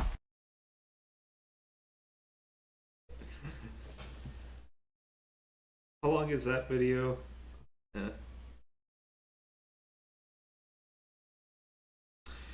Actually, that's a 13-minute. We can watch this. Project Zomboid tells you very clearly when you start a new game, which is often due to various ailments such as death, that this is the story about how you died. Your fate is decided. Which leads us to why this homoerotic naked man is surrendering to me like this. You see, Manuel's salmon had been bitten in our most recent ammo run through Louisville, which is the densest part of the Knox County map insofar as zombie population in general danger. With his bite, his fate is sealed. If he is not put down now, he turns into a zomboid. I want you to beg.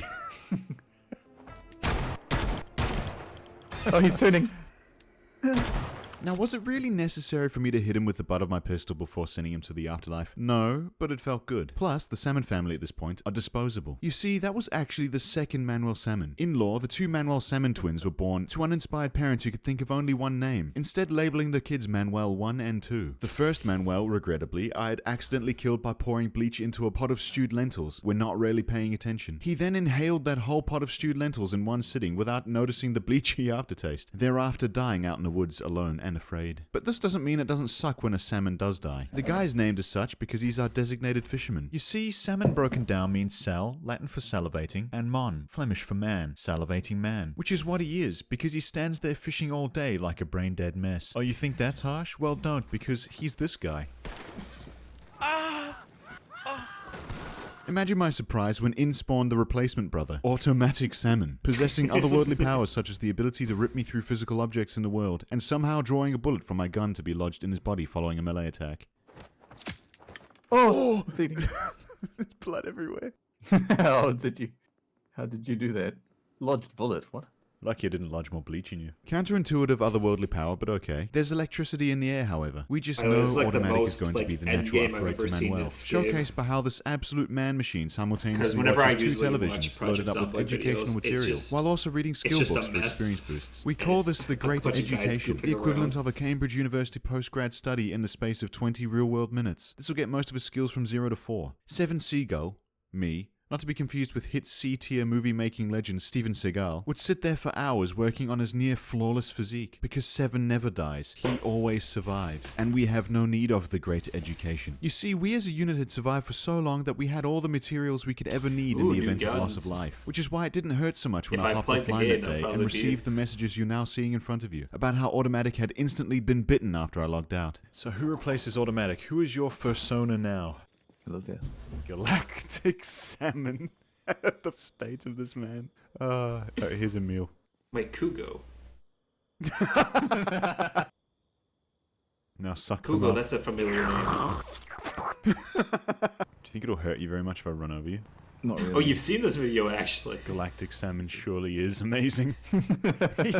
he was just at the bottom of his rep when the car went over and he just held it. He just pushed the car off him. Yeah, but I think it's Just kind of holds obvious. the Like, rep, like, I could I'm do this definitely all more day. of a We found ourselves in a comedy rare position for a game video such as Project game Zomboid, for we lived in a time of plenty and wanted for enjoyer nothing, except for maybe hottie than, like- Z-Mags. You see, we're a house of 2 men living together in a gang called the Sex Boys. We need material, damn it. Anyway, my point is that in a sandbox survival RPG like this one, surviving is both the objective and in some ways the entire journey. Most players don't get to see a base at the end of it, with copious materials preparing you for your newly birthed regen into the world. But when survival has become mundane and effortless, except in the case of the salmons, you have to come up with your own objectives. We'd collected jewelry from the corpses of the zombies we'd slain, which we had stashed in a small backpack in the kitchen, but that ended up too easy. So we endeavored to collect all the booze we possibly could, and with there being a whole distillery only at the northern end of this road, that meant our cupboards and bench tops were crammed with the stuff. Eventually we decided on armaments. Ammunition, which we had stuffed into stacked crates in what used to be the dining room. To some, this isn't a lot of guns, but to us, this is the most we'd ever had and more than we'd ever need. Our guild, this is to insane reiterate, for me the to- Sex Boys, we're armed to the teeth with more ammunition and armaments than we'd ever need. If we'd take any more from the world, we'd arguably be reducing the availability of ammunition for players in need on the server. But the thing is, we don't care. Up until now, we'd only looted the small gun shop in the army surplus on the west side of Louisville, which spawned the mantra, we have every bullet on the west coast, which for all intents and purposes is true. Every time the ammunition respawns, we're drawn in like, I don't know, Sex Boys to STDs. We're not conservative with our ammo either, with 7 Seagull, not to be confused with his asshole cousin 8 Seagull, sitting on over 3,000 kills. A break away from our usual route up north to the army surplus and gun stores leads us to the nearby prison. Our confidence so overwhelming, despite being in a building designed to keep anything from escaping, that we over-encumber ourselves to the maximum In without Project any fear Zomboid, of there's not a repercussion. set We laugh limit in of the zombies. face of They death. just I even keep grabbed the coffee respawning, machine. right? We don't have one of those. Further to this point, my favorite weapon is the double-barrel shotgun, simply because once it's fired, the noise is so great that it lures in the largest amount of zombies possible. Every day I wake up and I choose violence. But there's one hole that eludes us, one that many players consider to be the forbidden fruit of the firearms world, and that's the mall at the very northeast corner of the map. The only thing preventing this from happening is So we've you could settled do, on like, the opposite a end of the run city, and being that what where separates us you from there have being the multiple hordes of zombies, set amount we of don't zombies hate on a ourselves map, and enough you to can make make the it trip. your entire Also, if we objective go to all the clear way them out out. there without finding a single hottie Z, we know it's probably all over. However, following an unsuccessful looting run at our usual spots, our craving for ammunition and the forbidden book overwhelms us. So we hatch a plan. If we approach the mall from the northernmost side of the map, with a screwdriver, saw and hammer, or whatever it takes to break down a door, we can break our way through, and then once inside we can use our sledgehammer to break down a wall. You see, breaking into these things in this manner sort of masks the break-in points a little, so it's not obvious to all other players. Basically, if a player without a sledgehammer rocks up and has a look and doesn't see an obvious entry, See, they that tend would to be give something up. I would This be gives us a interested in greater doing. chance of basically having all of Is the loot having to a- ourselves when it respawns. And seeing Is as trying to everything else do has been empty a for some time now, we can tell clear out someone all has the moved in zombies nearby. run. So we make our way over there, hope in our hearts, and suppress our massive hetero urges on the way, only to find a mall completely burned to the ground. Now, considering this is a server that has never and will never be wiped, this is a huge blow. A huge resource for potentially respawning guns and ammunition has been removed forever, and we think we might know who's done it. God damn Alan. I bet it was Alan. Yeah. Alan did this. Alan did this. And then left. And never came back. And then died.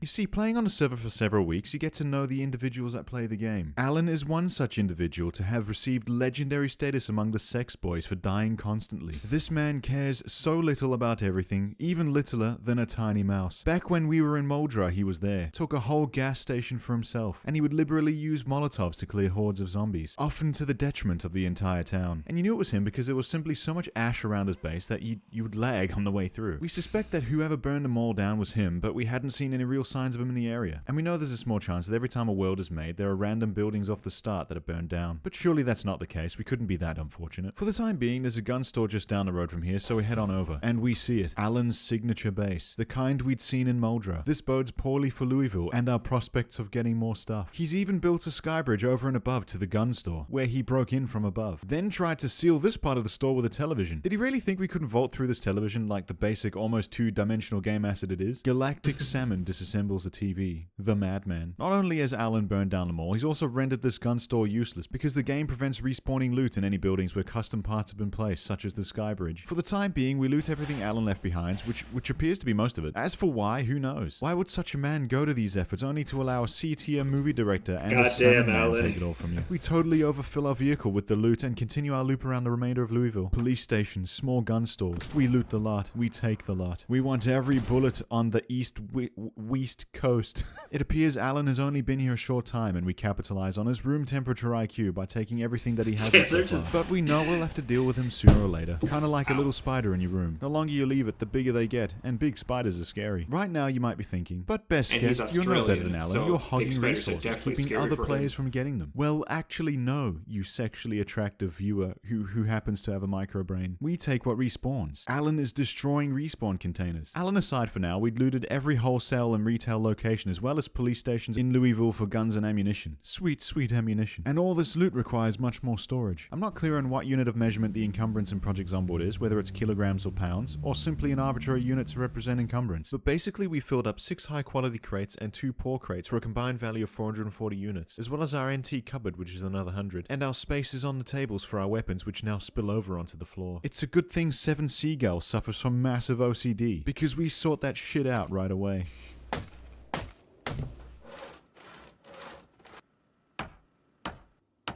Place looks so good. Everything's in order. Everything's sorted. You can Good get God, those, yeah, that is from right to organization. left. It's pistols down to rifles. It's awesome.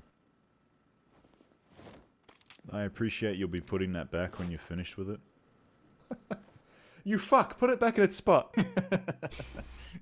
It does look like it. Instead This of a is clump like of the guns picture like that the police notoriously take unintelligent for the man galactic news. Like, salmon-like, this is I what we sort them found by inside type. this The boxes, however, are tiny simply a house free-for-all for ammo. If I can't on see it, Main it doesn't Street, bother me, and the along pain with doesn't 100 exist. pounds of So why cocaine. all the toying with the guns and ammo? Well, after every successful haul in this case, after procuring every bullet in Louisville, we would give back to the people. It was doubtful given the server population, but we Of often course do a there fairly is. large sweep around the base to be on the safe side, to not only benefit ourselves, but benefit anyone else in the area as well. Except Alan, because he lived too far away, and we were okay with that. In fact, we had a plan for him of our own. You see, despite being 99% sure he is the one destroying the server like the subhuman Molotov-slinging monkey he is, we had to be sure. So we write him a note and leave it on the outside of the base, and then continue our sweep.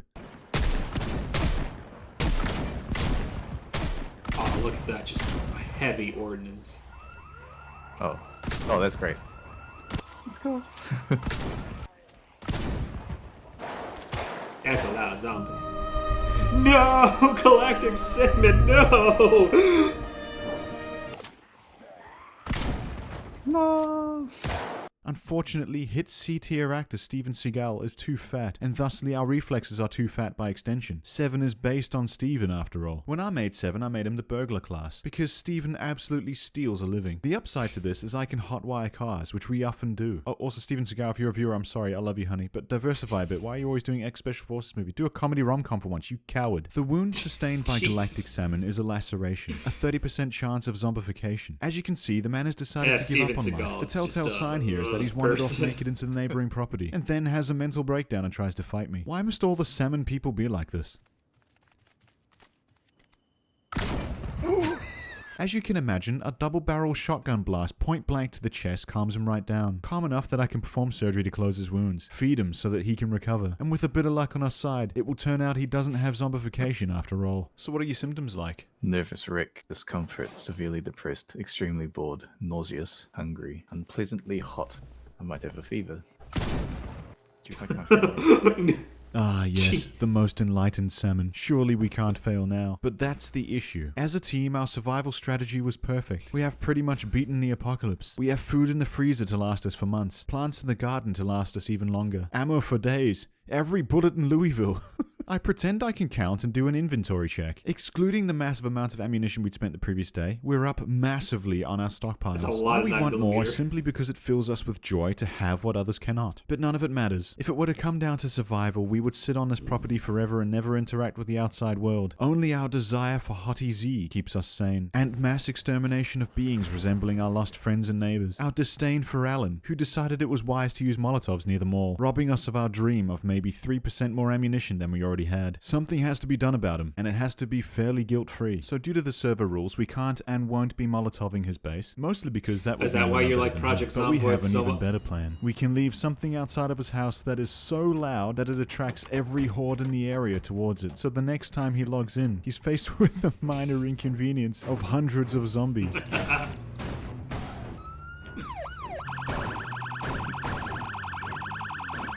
Oh, Jesus, send me to heaven. I've lived a long life in solitude. There've been 4,000 casualties. I've killed so much, yet I've lived so little. I'm ready for all of this to end, Mr. Jesus Salmon. I'll take you to heaven. We're jammed, Jesus. See ya. Hobbling.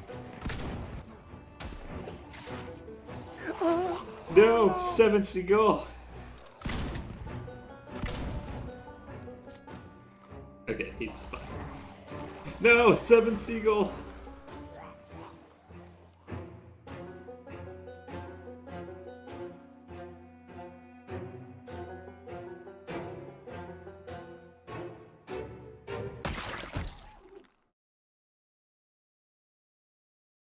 And now we do it all over again.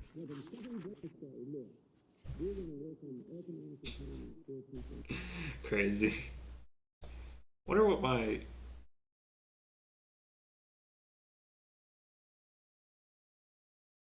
So let's see here. We've done...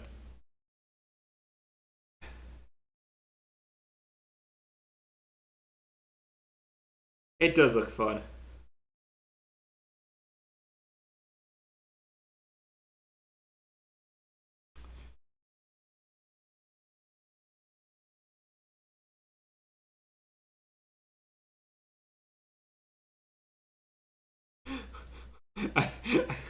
That's an A. I'm not gonna entertain that, but that's a...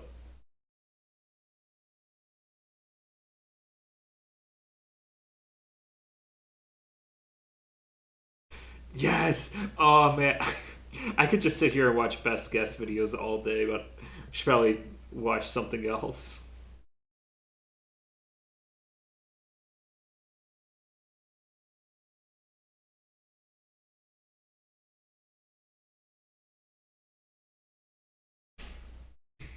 It's just... You look at those thumbnails, it's just great.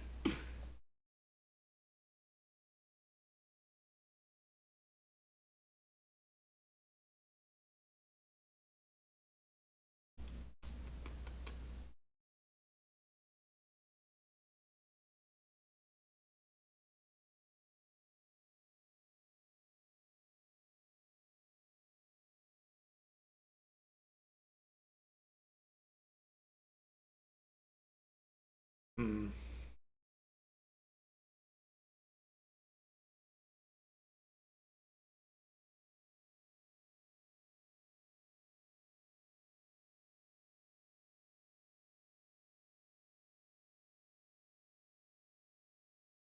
By the way, if you guys have any recommendations...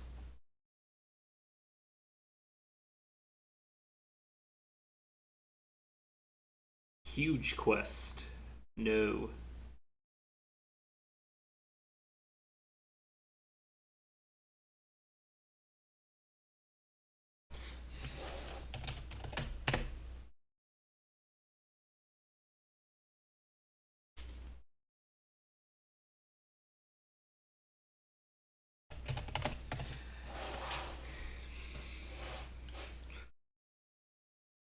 Oh.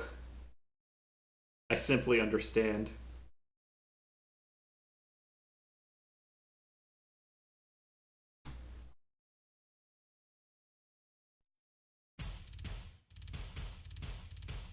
Many years ago, on a 4chan board known as Traditional Games, the text-adventure style threads known as quests were popularized. Threads like Drew the Lich and Ruby Quest paved the way for increasingly moronic explorations of quote-unquote stories. In 2010, I began my own 3-day journey into madness. Oh, I This is a love reading update. of that I love book. poorly aged May humor. God forgive us all. I am a nameless peon, weak and frail, like a little girl. For many years I have blown like a leaf in the winds of time and things. My goal? To become the hugest of huge. It hasn't worked out so far. Man, that... I shaved my head because I thought it might make me look less like a little girl. Now I look like some sort of Dragon Ball reject. Also, it makes me slightly easier to draw in most circumstances. What was my name again? All my brain tissue is being sucked into the vacuum of my limp arm noodles. And how do I go about getting the SpongeBob. huge that is my destiny? I should also mention that I am poor and do not have a job. I also have a very loose sense of ethics, and I am not above the most heinous of atrocities against mankind. Start by eating a cup full of raw eggs. That's what Rocky does, or something. I don't own any eggs. Or anything except these boxers and ill-fitted socks. This isn't even my house. I broke in here to feel sorry for myself. Your name should be Bulk Squad Thrust. Is that my name? It doesn't sound like me. Oh, that's right, I don't have a name. But I will earn the right to call myself Bulk. Or Huge! Oh no. I see some pills on the desk before me. I have no idea whose they are or what they do. Do a shitload of exercises. I exercise like a motherfucker. What's this? Some sort of growth on my arm? This must be what men and confused women call a muscle. I forgot to mention that I have never exercised. Take only half the bottle for safety reasons. Holy shit! I feel empowered enough to break through this fucking wall on my way to break into someone else's house to steal their food. Raid someone else's fridge for some fruits and veggies. I arrive at someone else's house and break inside. Already I feel my belly swell with a Thanksgiving horn-like feast of assorted fruits and vegetables. I have gained the ability, Flex. Flex. Flex so hard you don't even notice that you're growing tits. I flex hard enough to notice that yes, my man tits have swelled with rock-hard muscle. I'm not sure what boobs is, but it sounds oddly familiar and alluring. Tie a bunch of fat kids together and start jumping rope with them. It's as simple as lathering their legs with sticks of stolen butter. The fat children greedily feast on one another's feet as I continue to huge my destiny. Pick up the nearest person and start bench pressing like an exercise-crazed motherfucker. The fat man seems unawares as he jams cheeseburgers into his slovenly harvester maul. I quickly lose interest in the fat man and discard him, long enough to feel a familiar presence. There is an even huger man coming your way. Whatever it is, it's huge, and I recognize it. But there can be only one hugest. She might be huge, but you are at just the right height for a surprise cunt punch followed by a shoryuken. Oh, gross, it got stuck somehow. Why would you suggest I do that? I don't really get much time to do anything. She begins to speak. Subject 10, why did you leave the facility? I hit her with my dry wit. Huge! You must come with me back to the testing center. If you continue your huge quest, you will become too huge. She speaks madness. How can you become too huge? I don't know! Her vice-like kung fu veggie grip releases my foot. Good lord, it's covered in fluids. Kicking her ass seems like a good plan. I'm certainly not going anywhere with anyone that wants me to go back to being a scrawny weakling. Our suck must be avenged. She dirtied my now third most valuable possession in the world. I don't know who Bruce Lee is, but something in my mind tells me to go, Wah! She does not seem amused. Run away. You are not huge enough to fight her yet. Running away and getting more huge sounds, oh shit. In the event of being thrown, try to relax as completely as possible, let the landing impact spread through your huge frame, and reduce the harm to your more rigid parts. Oh, okay, thanks. Well, the good side of this is that now you don't have to run, but you still need to get huger. Oh god, she's I flying. suggest I'm not exactly able to do a whole lot right now. We take the battle of huge to the skies, apparently. A barrage of punches and parries thunder in the sky, like a machine gun of stupidity. remove her top, so she must cover up, thus distracting her for a colossal blow. In one fell swoop, I grapple one of her hands. As I hurl her to the city below, I also remove her top for some reason. I also grasp what boobs and tits are, and I'm happier for it. What should I do now that I'm falling hundreds of feet? Arrange your muscles into wings that allow you to glide away from Oh, her. that's good. I can't do that sort of stuff. And nameless peon, search deep within you, search for the power of your fate to be huge. You must unlock your huge potential and use it to dick slap her down to the ground again. You're right. All this outlandish aerial combat has raised me to huge level XL.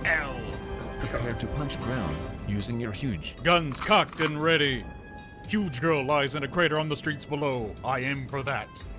The entire city shakes from the force of huge against huge as I land the finishing blow with my huge XL frame.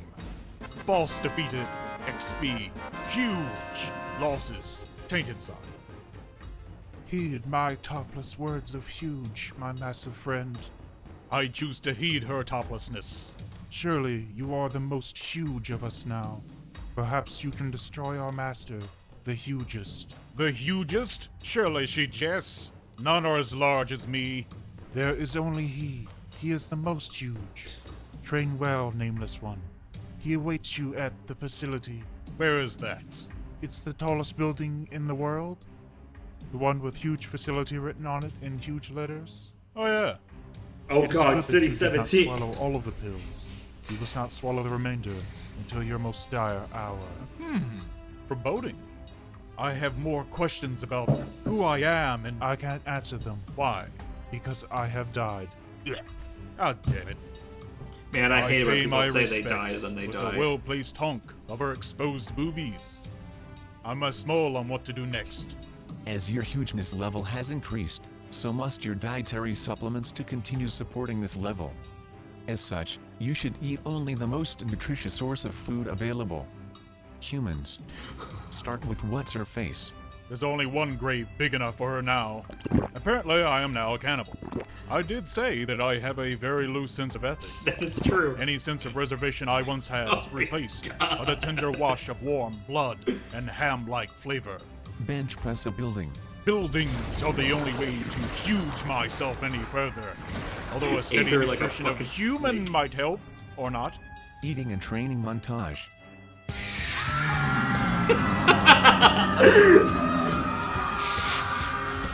My crimes against humanity have given me the power to fight evil.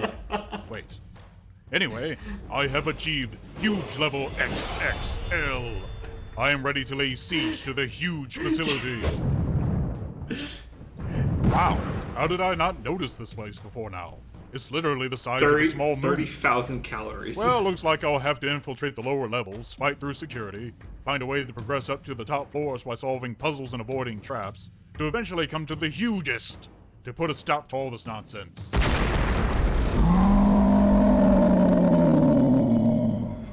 Oh, well.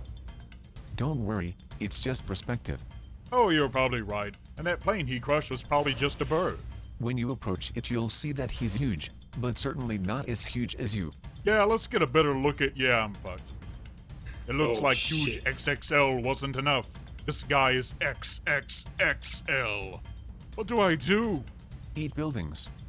Punch down the puny, itty building. I do both and work out at the same time. The city is basically destroyed. I mean, a tower the size of a continent just collapsed on top of it. Oh well. I won't let you Oh, hurt well. any more of these people, I yelled to the hugest. I thought that was kind of funny because... never mind. I see you have grown huge. Subject 10. Ah, damn it, even his words are huge. I will not be outdone. Huge! There, that should shake him up a bit. At last you have returned, my son. Are you my father? No, you were adopted or something, I can't remember. I was just being... Look, never mind. You escaped our labs before we could complete the process. You had no memory, no future. Only a bottle of stolen catalyst pills, which would set in motion the process whereby you would become huge. I am huge. I will be the hugest. Caps lock! Foolish boy, behold! Even my right nipple greatly exceeds your own size. Yes, you see, it was I who began the huge project a huge amount of time ago to create the perfect huge, the ultimate huge, in all the hugeness of space and time. Why? What? Why, you know, why Yeah, this well, yeah, project? I can't imagine how much money it cost. I mean, the skyscraper alone. Why do all this? I can't really remember, I guess. Let's fight! It is officially go time! Down with the pills. Do it. You have to gain more huge before you can best your father. After several attempts at throwing the bottle of pills at my widening ball past my huge frame, I finally get it into my mouth, where I eat it, plastic pills and all. Focus hugeness on your legs. He is too far up for you to properly introduce your huge fist to his huge teeth, so you need better leg muscles for jumping capacity. Focusing my huge, I jump like the Hulk, in that movie that didn't do very well in the box office, and got rebooted a few years later by an almost equally unsuccessful venture. Why did they even try that? I mean, I know the franchise is a cash cow when it's marketed to children, and they were wanting to ensure they had created enough market traction to... never mind. Huge, I cry, as I fly forth into my final battle. Pills rush through my system. Already, I can feel them taking effect. My first cameras. I'll actually... was not a good plan. I land and manage to bench press his fist to keep myself from being crushed. My huge increases as I... Oh, gross, I can see every blemish on his body. Tell the guy that he really needs to go see a dermatologist. I run up his arm and through his hair like a meadow of gay, oily bullshit. Your skin is like someone wiped a Big Mac on a rhino's ass. What? This cannot be! He is too large to swat me off as I leap to his big, fat head, grapple with his mustache with one hand, and punch him in his big, stupid face repeatedly with the other. Cut that out! Lord! His weak points are his eyes. That gives me an idea, actually. But, if he could swap you off, how did he make this awesome mustache? I demand this to be explained immediately. How do you groom your mustache, I ask, as I swing into his nostril? I rub up against trees! Oh, he uses the trees. I arrive at the brain, slightly disappointed. Get out of there! Huge! What should I do with this thing? Lick it. Should I? Eat it. I hear it's like eating eggs. The hugest roars as I take a bite. Goes down easy. Before I can do anything else, I feel something take hold. Is it the pills? Or maybe the cannibalism? Or some combination? I think I'm gonna hurl. You must send a part of yourself inside to battle the hugest's brain. That would seem more likely if the artist wasn't so lazy. I tumble out of the hugest skull, vomiting on my way out. Somehow the trip seems shorter than the way in. Well then reach into your stomach and pull the brain out. It's too late. I feel myself changing, transforming. I've become final form, super kawaii. The hugest stumbles retardedly toward me, a blithering dumbass of his former self. Perhaps it is my luxurious mullet blowing in the wind into my piercing blue eyes, but he seems smaller somehow. He is not smaller, you are become huge. No, I have become perfectly huge. My huge level, mega huge frame, scrapes the borders of heaven and earth. My hair drifts in the nearly airless expanse of space as the former and then he dies from heart failure.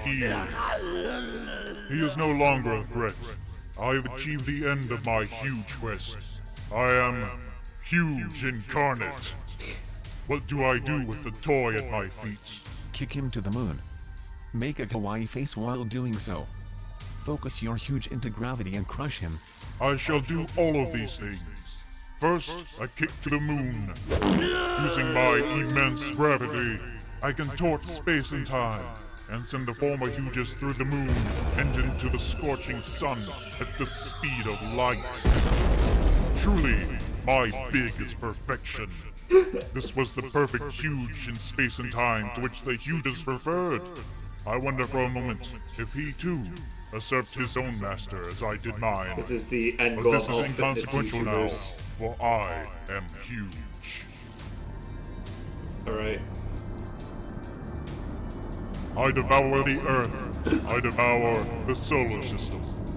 Soon, only stars can sate my hunger. Through my consumption, I gained the knowledge of billions of become civilizations, both lost and annihilated by my huge. I surpass even physical law, and soon, only galaxies will satisfy my hunger. And after that, beyond. For I have earned my name. I am huge!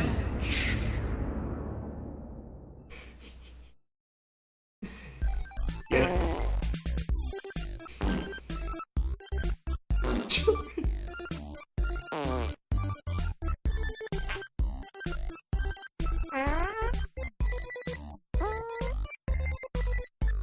Congratulations on using your eyeballs to watch my cartoon. I drew it in 1 week. 2010 was a rough year. If you want to plunge yourself into a Descartian nightmare, feel free to explore my other videos.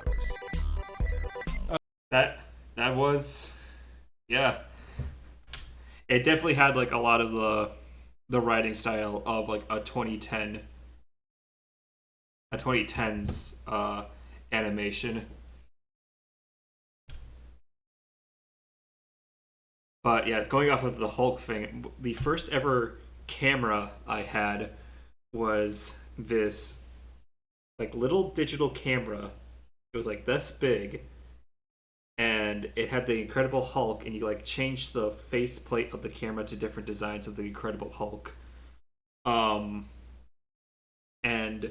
it came with an online, well, not an online. It came with a computer program for taking the images that you got and then being able to edit them in that photo studio. And the only editing you can do is like a frame and like adding the Incredible Hulk or something onto it. But I'm trying to remember this because I was probably like 7 years old, probably younger at the time actually, when I got this.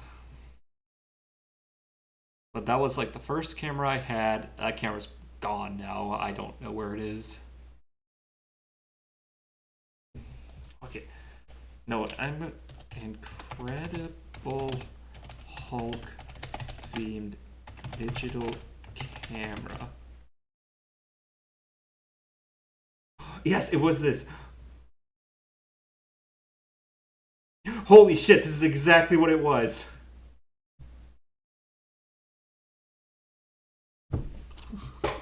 Currently unavailable. No.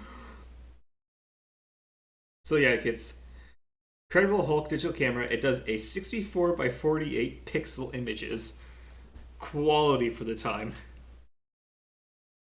It had a 16 megabyte SD RAM. The Hulk Image Lab software includes 3.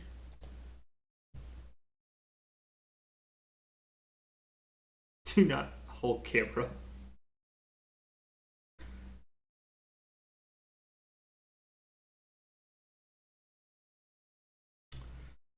I need to see it. Oh, can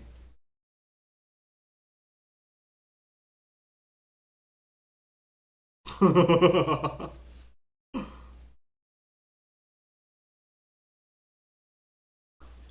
Oh, this is. You have no idea how tempting this is to get it right now.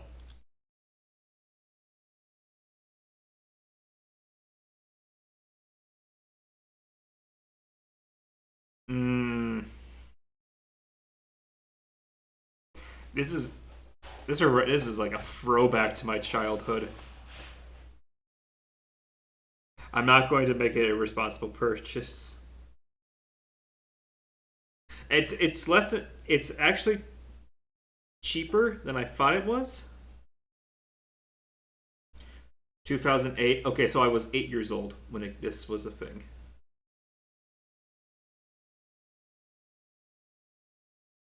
I think my mom got it for like massive discount though, but that's of course you were. But, oh man, that's a throwback for me.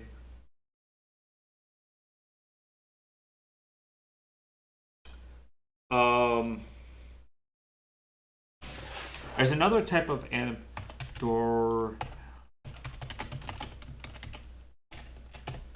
Yeah.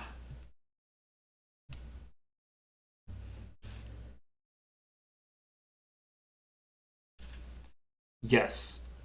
Always.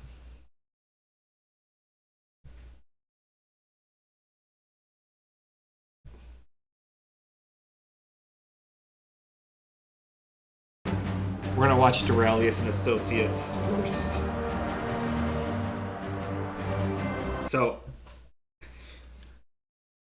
So this came out in 2012. I remember this series. I think I watched this series first in 2015.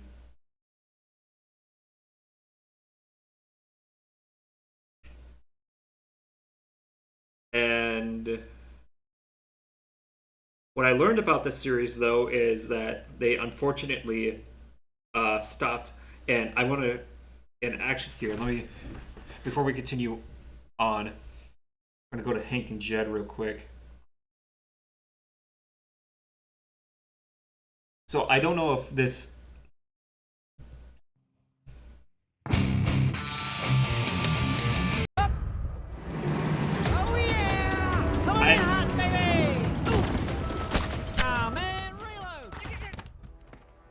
I don't know if this type of animation seems familiar, but this was in the. But these guys were in the Game Awards. I don't know if you remember that little snippet with these guys. Really good. You are crazy. No, you're crazy. They can't even get my name at the end of the scoreboard. What? Yep, you go in there. Nothing. Half the names are gone. Oh, yeah, probably because it's at the damn bottom. Oh, I'm sure it's at the bottom. Yeah, no, it's not. No, you got to right-click to actually see your name. It's Scroll probably at the down. bottom. Yeah. Right-click. I disabled right-click. You just... Who uses that? Everybody. I kept bumping it by accident. That's how you aim down sights. How do you aim down sights? A, the one that starts with the word aim. What? Are you insane? But A's left. Yeah. How do you go left? Yeah, but no, when I saw this animation style at the Game Awards, I'm like, holy shit, Doralous and Associates! I never watched Battlefield Friends. Maybe I should give it a chance. But yeah, let's go back to Doralous. But what was unfortunate about Doralous and Associates was the guy, the one guy who voices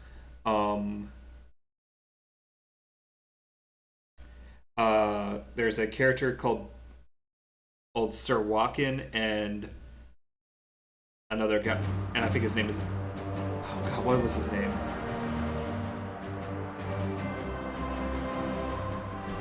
I'll pause it when I see it. Ladies and gentlemen, I am proud to announce that Doralous and Associates is officially open for business. Huzzah. There's only like 6 of us here, Dallas. Okay. And there's no ladies. We're still open for business. It's not really a grand opening if it's just. Did I say it was a grand opening? Well, it's an opening. Feels like a grand opening. From this day forward, anyone listening. Alright, so these two characters right here were voiced by the same guy, and unfortunately, what happened, I think in like 2016, was the guy who voiced these two guys unfortunately passed away from like, I think it was a brain tumor. So they decided just to stop the series rather than try to replace him because they were like close friends. Yeah, it was like, it was actually like really disappointing well, not disappointing. It was like really heartbreaking to hear that. Living in fear. Anyone being oppressed. Anyone losing their grip on freedom will have someone to turn to. They can turn to Doralous and Associates for a small fee. Or a big fee, right, fellas? Oh, whatever they can afford. Cheers, everyone. Cheers. Cheers. Guys, I worked a long time on that speech, so. Doralous, I pledge my axe to you. Oh, here we go. In this wonderful cause. Ass kisser. And now, from now on, our minds are shared. We have the same brain from here on out. Don't we need, like, more people? Sure, but a small, highly skilled team can be just as effective. Like Broof here. When he served under King Legapur and they were at war, he didn't fight alongside the thousands of men in their army, did you, Broof? We only had 9. That's still 3 more than we have. We're going to get more men. Be patient. See, like big armies are clumsy, they're predictable, they're obvious. Broof's team was special, and this team is also special. And the advantage that we have is that we don't have all the red tape of a monarchy weighing us down. Mm-hmm. Or good weapons. Or horses. We are going to get weapons, and we've got weapons right now. Sure, it'd be nice to have more, but we've got enough to get started. Yeah, but what about the horses? I mean, not only are they pretty, but damn it, you know, we can get around a lot faster. How about a shield? Or trebuchet. Funny word. Trebuchet. It is. Keep saying it. Trebuchet. Trebuchet. Trebuchet. Trebuchet. Trebuchet. Okay, shut up. Doralous, if you really want to annihilate your enemies, what you need is the Zephyr Blade. The Zephyr Blade's just a myth. Oh! Doralous, there's no way to talk. Sir Walken. Zephyr Blade's real. Guarded by Christopher the lady in the Walken. lake. Yeah, but even if it is real, you Don't really can't just actually go up sound and like grab this the Zephyr all the Blade. time. Don't you have to be like the chosen one or something? Oh, come on. What have you got to lose? Go to the lake. Ask the broad for the sword. You're right, Sir Walken. It is worth a shot.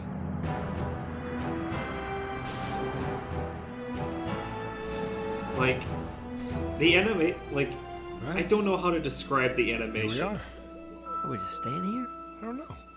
Maybe we should call out for the lady. Because animation is hard to begin with, and to make a full-on series by Lady! yourself, No, or like with 3 people. I think we should all do it. I mean, if 4 people are yelling, it's bound to get some. Let's do it together, yeah. I think that'd be good. Hey, It's like they're like puppets. Come out here, lady. Yeah, it is 20. It is. Now This is that's just definitely gonna 20. scare her away. What's up with the creepy voice, Murdon? It's my regular voice. Hey, lady. Lady. That's how I call people. They call Lady. it That's like saying don't come, Murdon. I'm a stalker.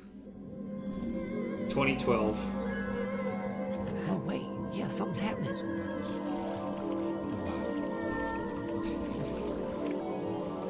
Doralous, I am the lady of the lake. Step forward, for you are the chosen one. I'm the chosen one? I'm the chosen one. It's that they don't blink. You're kidding me. They don't blink. Doralous, That's what it is. mighty Zephyr Blade. That's the Zephyr Blade? Yes. This is a tiny little dagger. No. This is the legendary Zephyr Blade. Imagine it a lot bigger, didn't you guys? Well, if you don't want it, I'll take it. I mean, I'm gonna take it, but I just, I didn't pick The, it. the characters who talk don't blink. What can I? What do I have to do? But the characters who are like in the Zephyr Blade background from my hand. are not blink. forth It's into like the add forest extra animation. and slay That's I had never noticed that beast before, but that that's lies interesting. within the darkness. No, it's fine. Guys, I can do this. All right, I'm gonna take the Zephyr Blade, this Zephyr Blade in my hand, and go kill that beast. Back this way? Be brave, Doralous. Okay, I'm going. You can do it. Okay, pretty sure this isn't the Zephyr Blade. You are wise, Doralous.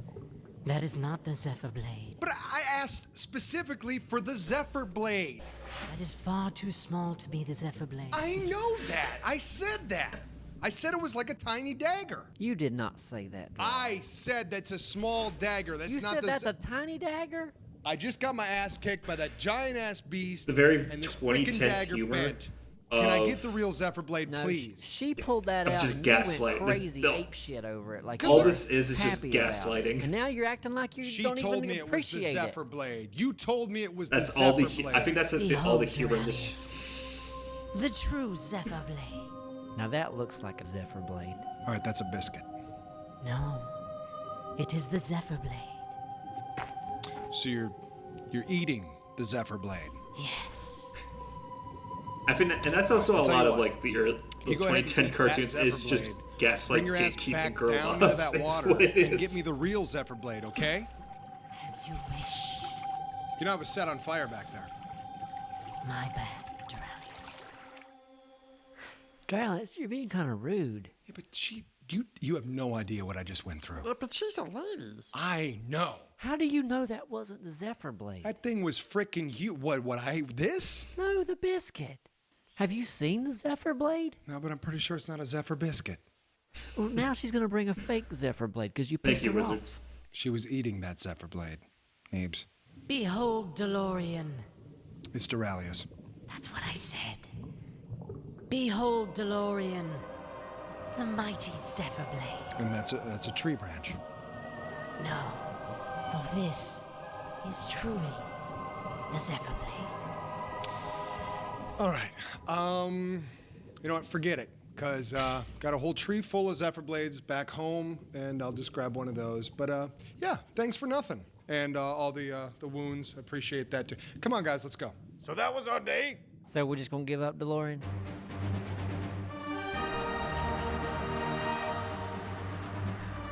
We'll watch the next episode because I love the series. Then we'll see what Rom sent me.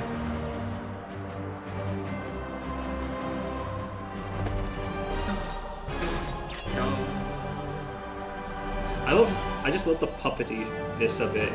Because, like, I know how exactly how everybody. that is animated. Hey, Doralous. Oh, there's a dead cat on the table. Oh, that's my dead cat. Why is it on the table? Oh, I'm working on a new spell. I'm trying to bring it back to life. How's that going? So far, I don't know. It's not obviously back to life yet. Okay. I'm going to make a rule from this day forward. No dead animals on the war room table. That is a little bit harsh. Yeah, that's getting a little high school. You enjoy this as a centerpiece? Not this, but something like this would be awesome. It's very limiting. Anyone seen Walken? Anyone? I've seen Walken. Yeah, I've seen I've Walker. seen it Yeah. before, Like today? He wears the medal No, and the we feather. all know who Walken He's is. an older guy. So I'm gonna pause real Guys. quick. So the humor is gaslighting, but it's also saying, "Wow, really, man? Like making someone the enemy for just being unnecessarily hostile towards somebody for no reason whatsoever, even if it's for something benign." Send me. Yeah, I can do that. Hold on.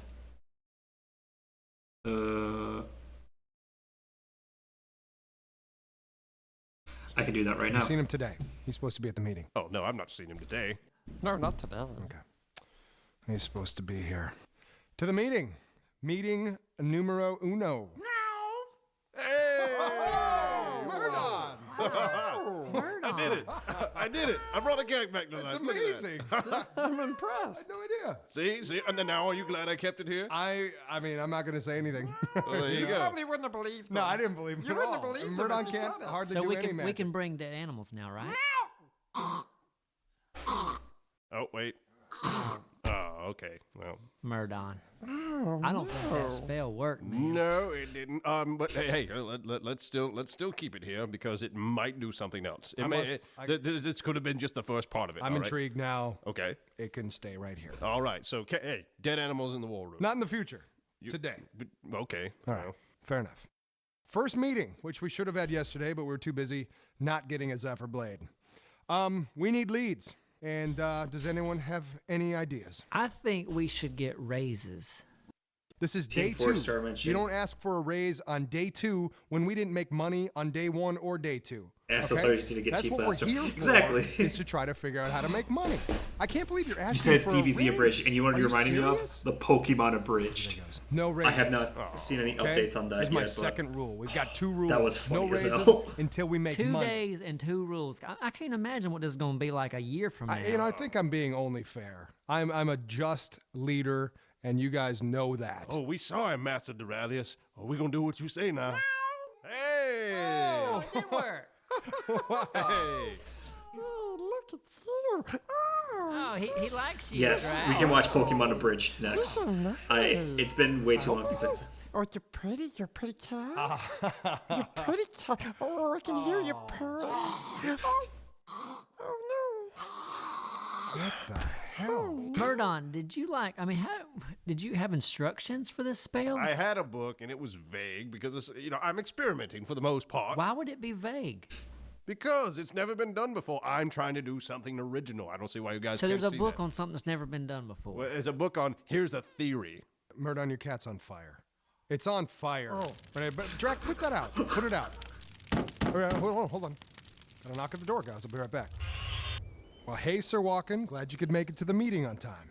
Sorry I'm late, Doralous. I've been out and about, stirring up business, trying to make a name for you. Look, I've got a... Oh. Look, I've got a lead. Turns out King Callus of the Nanadus is setting to go to war against the village of the Weetalds. Oh no, I totally forgot about that. Weetalds. Oh, the entire name of the village is that. Special people. The Nanadus will be led by the mighty Titanus. Titanus? The guy's a madman. Some say he's a god. Some say he can't be killed. No, I've heard all of these things. His urine melts steel. No, I know. I've heard all of that. I totally forgot about the entire village. You're right. This is our opportunity. We could make our name right here. We need to get ready. Cat blew up. Could not be done today. Absolutely not.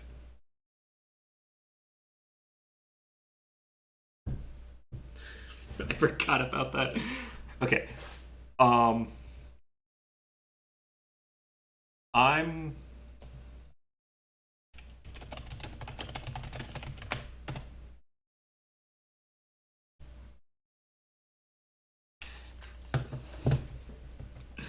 gonna take a 5-minute break, stretch a little bit, and I'll be right back.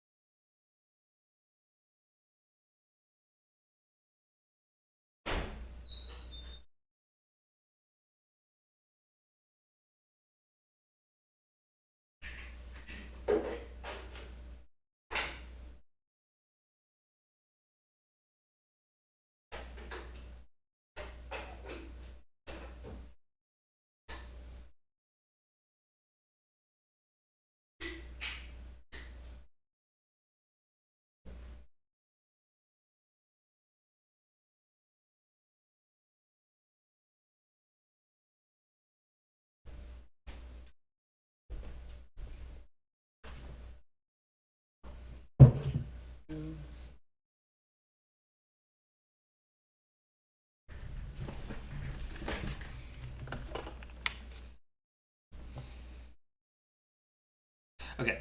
What was the thing that Rom sent me?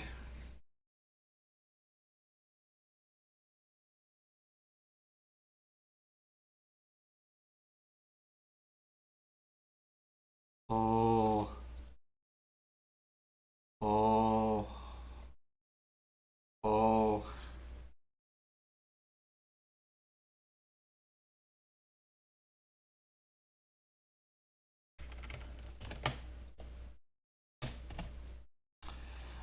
Oh.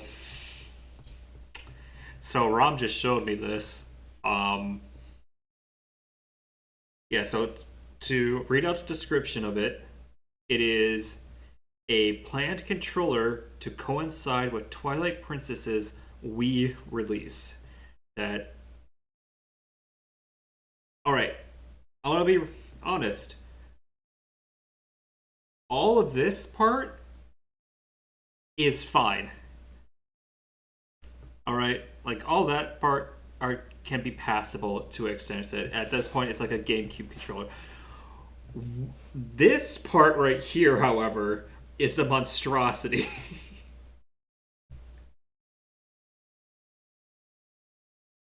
Like, how would you even hold it? Well, you could probably.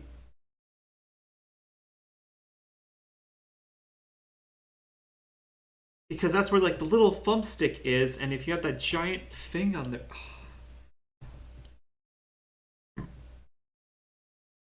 Nah.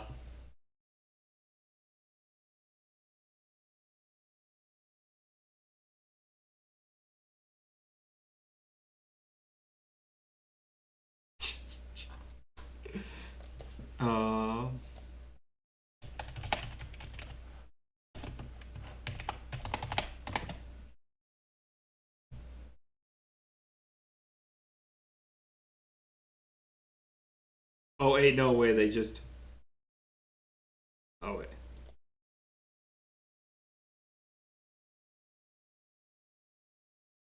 "13 years ago. 12 years ago."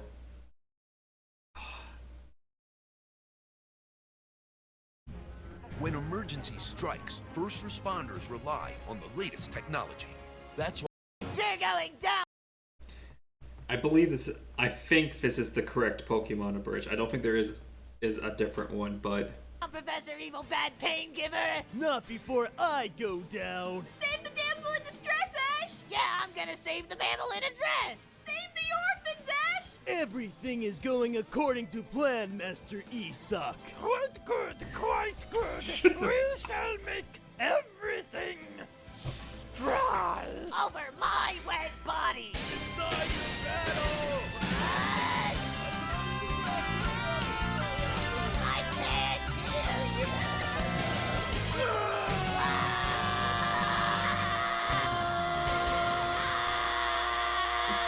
Ash, the orphans are all dead, but you can still save me. I hate wet dreams. So you wanna be a master of Pokemon? Do you have the skills to be #1? We all live in a Pokemon world. And I wanna be the greatest master of them all. Greatest master. We all live in a Pokemon world. And I wanna be the greatest master of them all. Pokemon. Man, look at this thing! I am so glad we got the high-def television. Rest in peace, Ass-Face. Happy birthday, Ash. Happy birthday, Mom! It's not my birthday, you brainless halfwit. You're the best mom ever! Guess what I got you for your birthday? It's my birthday? Abandonment! You get to leave for your Pokemon journey and never dip into my savings account again! Yay! Yay! No, seriously, put on your pajamas and get out of my house. My mom's the biggest meanie ever. I'm up here and you're down there. Well, now I'm up here. But I'm still taller. Sit back down. Okay. You're down there. I know. I'm above you. Stop it. I'm standing standing. I wish I was standing. Yeah, you do. I'm out of Pokemon. Are you sure? Yeah, I gave them all away. To who? Gary. But I'm Gary. This is true. Pikachu! Oh, God. Is my name. What? I'ma hug you. You will not. I'ma hug you. Do it and suffer my wrath. All right, you asked for it. Shocking, isn't it? I hate my life. Hey, Pikachu, wanna be best buddies? Never mind. You know, I've always wanted to, like, rewatch the first couple seasons of Pokemon. Otherwise, it uses Hyper Beam.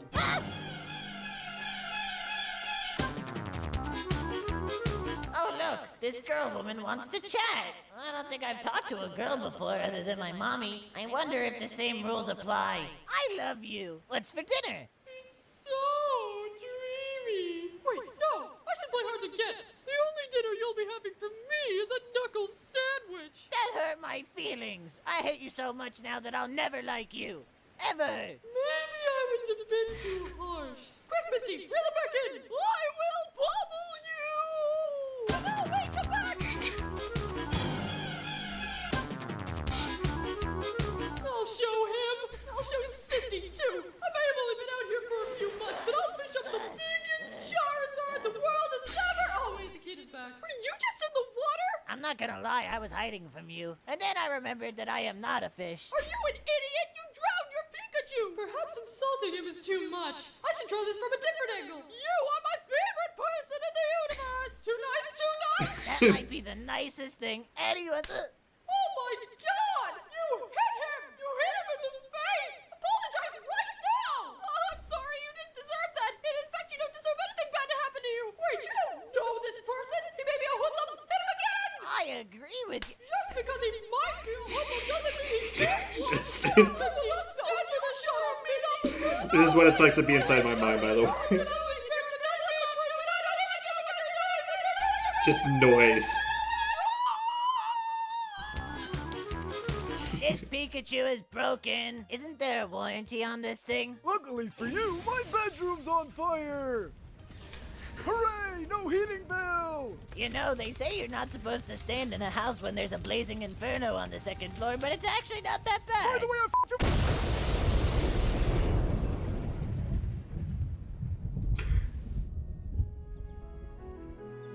you. And all was calm. And Ash died. What? I thought you were dead. Actually, your Pikachu is dead. I'm the Pikachu that was going to replace your Pikachu. Oh, you killed an old man. Yeah. With this town in ruins and the citizens traumatized, Ash proceeds to Viridian City. Plenty of adventures are in store for...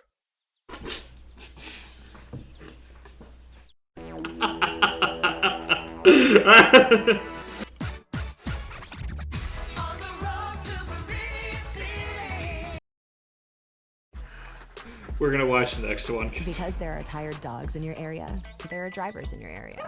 We took an oath to protect this city, and justice doesn't run. On March 11th, Zootopia 2 is coming home to this snake. After escaping a boom in Pallet Town, our hero walks through a forest with leaves and stuff. The fate of his family is unknown. He valiantly takes the yellow rat thing to the hospital place. His mommy might be dead. I have saved this thing. Here, take it. Hooray! It's magically all better now! You're a hero! I am here too, also, to give you your hero sex! I am so ready to touch elbow. I am the master of all the thingies. All hail Ash Reginald Ketchum!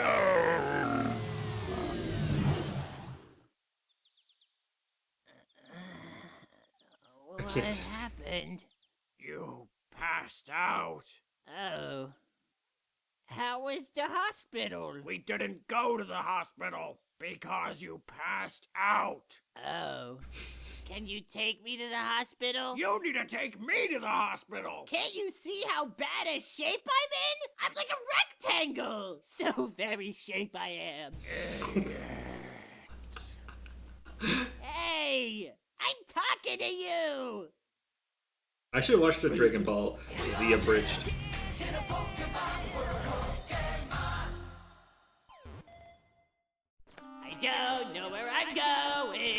Just where do you think you're going? I just said that I didn't know. Keep up, Lady G's. You know, normally I don't let people run around with dead Pokemon and not ask questions. But for a pretty little thing like you, I might be willing to look the other way. Wink. Wink.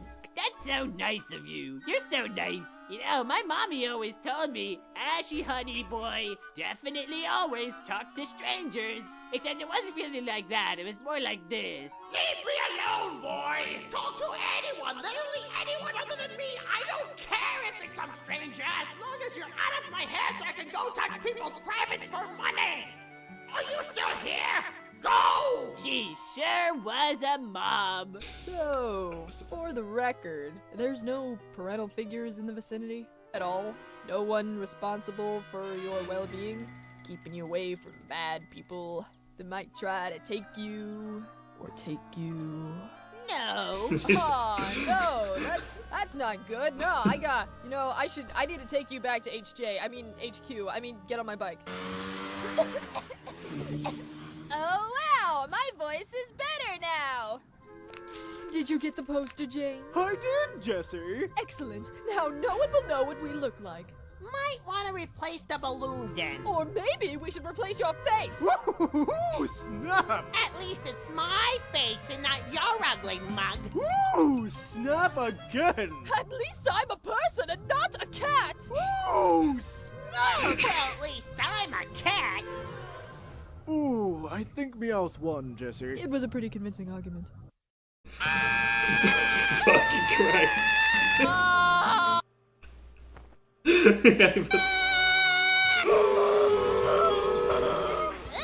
let's cut this f***er open, fix him, and then sew him back up again. But it's dead. What? Yeah, I clearly said, ah! And I clearly did not say, help my Pikachu, it needs help. I thought you said, that'll be $20. But I don't have $30. I'm not a grown-up. I spent all my money on expensive talking heads. Indeed! So, does that mean you're gonna pay for him, Jenny? Aren't you like his mom or something? Oh, gross. No, why would you? No, that's not cool. Now my buzz is gone. I'm just gonna go. You made this weird, man. You made this weird. $40? I'm really not sure what I'm supposed to do now. Hey, Ash, over here. I wonder what Professor Oak would want me to do right now. I'd want you to look over here. I wonder what Professor Oak's been doing while I've been gone. Plowing your mother like a field of corn. Oh, good, you see me now. Have you been, Ash? I've been not okay. How about you? Oh, I've been good. I just got done plowing your mother. Me Jesus too. Christ. I've also been good. Sex with your mother is good, and we've been doing it. I still don't understand anything you say. Well, this has been a good chat. I'll send a new Pikachu your way so I can continue to They might have been plow at the same. your mother. Me too. I also think this has been a good chat. There's always a good chance because people who do voiceovers of bridges and whatnot probably do. Hi. Mandy, is it? Or is it something more annoying? Misty. Macaroni. It's Misty! And just look what you did to my bike! I didn't do anything to your bike. You started yelling at me out of nowhere. Yeah, but you made me so angry I set my bike on fire! So you set my bike on fire! Yelling at people like that is mean. Are you even listening to...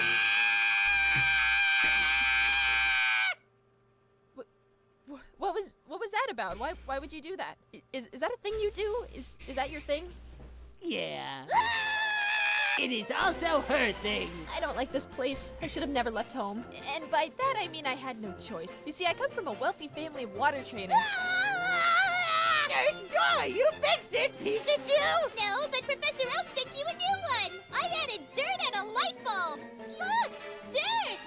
Light bulb! Thank you so much! That'll be $60! Plus tax. Oh. And tip.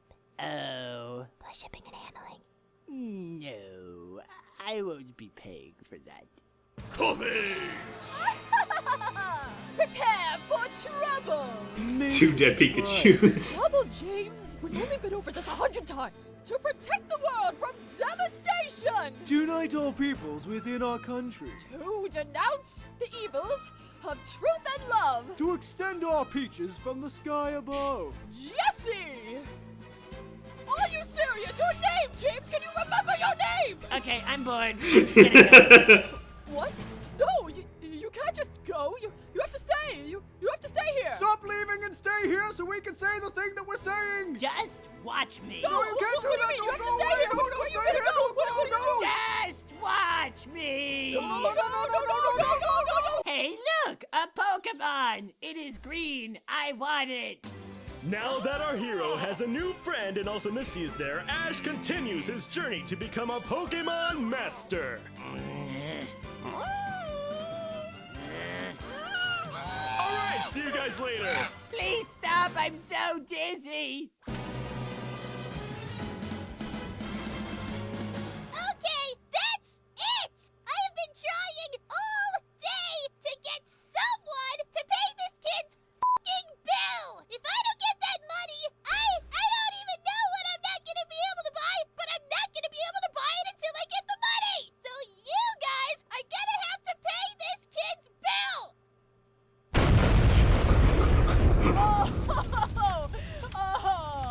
Oh man, that sucks. Oh wow. Oh well, can't do anything now. Hello, Future Joy! This is Past Joy. Please leave a message after the beep. Also, you are looking great today. Also, pick up milk. Also, don't forget to ship the bodies. Also, if you already have milk, make sure you pick up more milk. Milk is great because it doesn't expire. Okay, I better get going. I don't know how much time I have left. Hello, Past Joy. This is Future Joy. I see that I got a new hat. Anyways, I forgot to pick up the milk, but it's okay.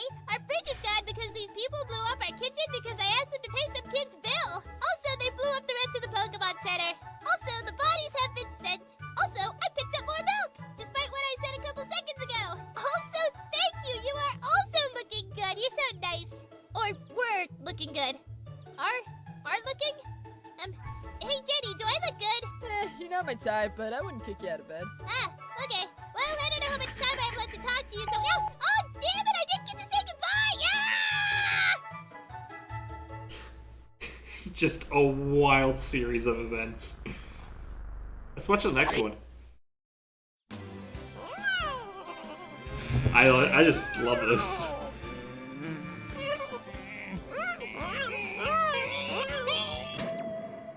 Wow, Ash, you caught a level 2 Caterpie. You're so talented. Really? No, that's literally the weakest Pokemon you could have gotten so far. Oh, don't worry then. I'll just get a new one. What do you mean?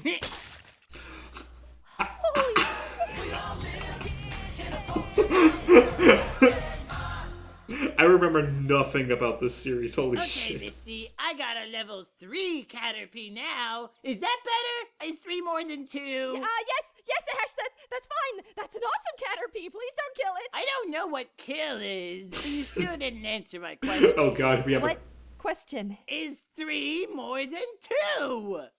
Are you real? Pikachu, what do you think? Now you're not my only Pokemon. You committed homicide! Whatever that means. I've got a Caterpie! So what are you gonna name it? You see, that's something you can do with Pokemon. Change its identity because you own its life now. I'm gonna call it Mewtwo. What? What is that? And what happened to Mew 1? I guess you'll have to find out in the movie. Whenever that is. Is this the same guy who just killed something in cold blood? I mean, it was awesome, don't get me wrong, but... Give me 5, Caterpie. Yeah! What are you doing all the way over not here? Put simply, I'm scared of you. Put less simply, I'm really scared of you. Old Caterpie wasn't scared of me, so neither should you. Old Caterpie is dead now! Because he was scared of me. So don't be scared of me! Jesus. I'm not scary! Good night, Pikachu. Good night, Mew4. Good night, girl. Good night. Mew 4? Good night, fire. Good night, air. Good night, crickets. Whatever those are. Good night, me. Good night, guy in the bushes. Good night, Ash. Good night, stars. Good night, dark matter that is all around us, but technology can't detect it yet. Good night, grass. Ash, I can't sleep like this. Can you please be quieter?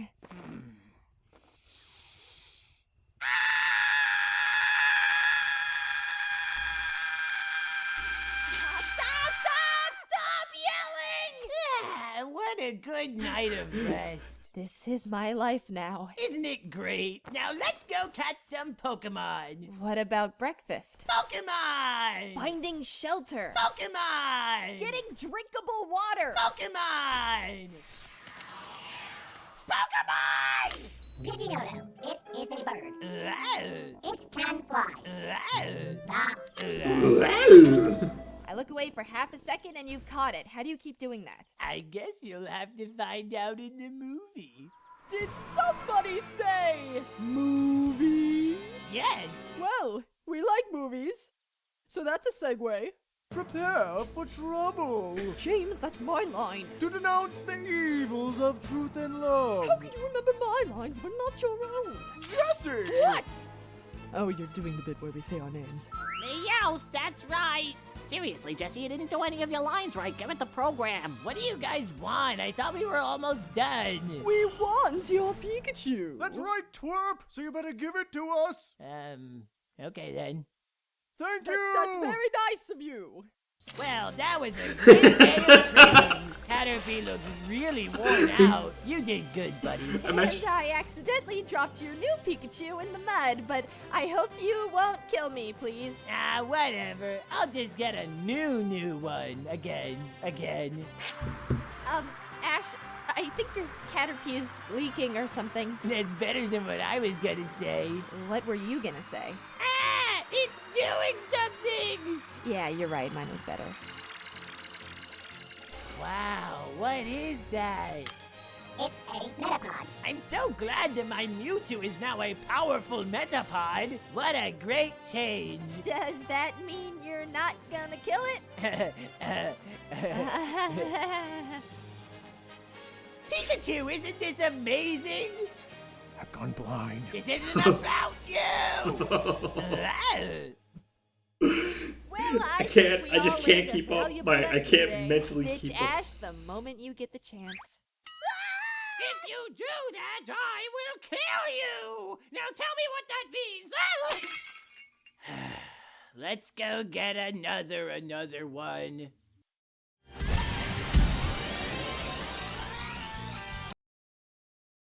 There's so I mentally cannot keep up. It's amazing, but I cannot mentally keep up with what is happening.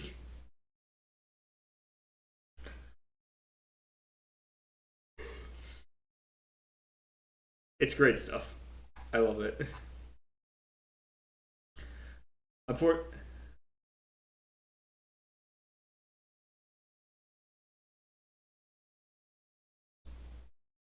I think this series ended pretty shortly though. I don't think anybody really continued it.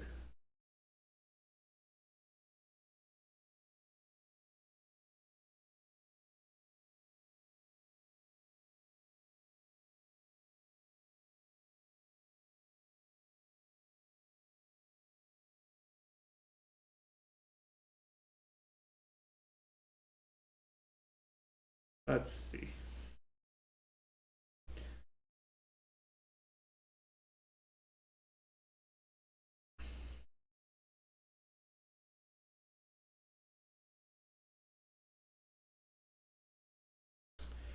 Let's see here. What has YouTube recommended me now with what we've watched tonight?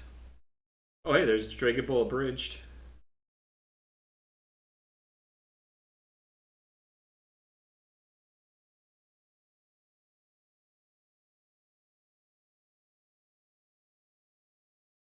Apparently, YouTube wants me to check out what happens when you pour water on an outlet.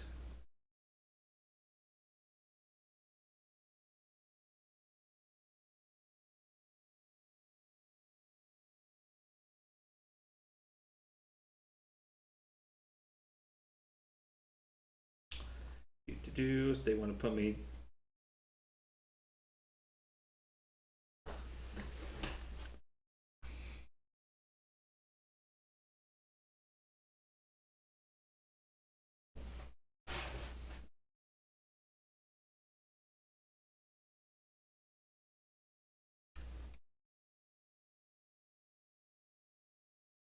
I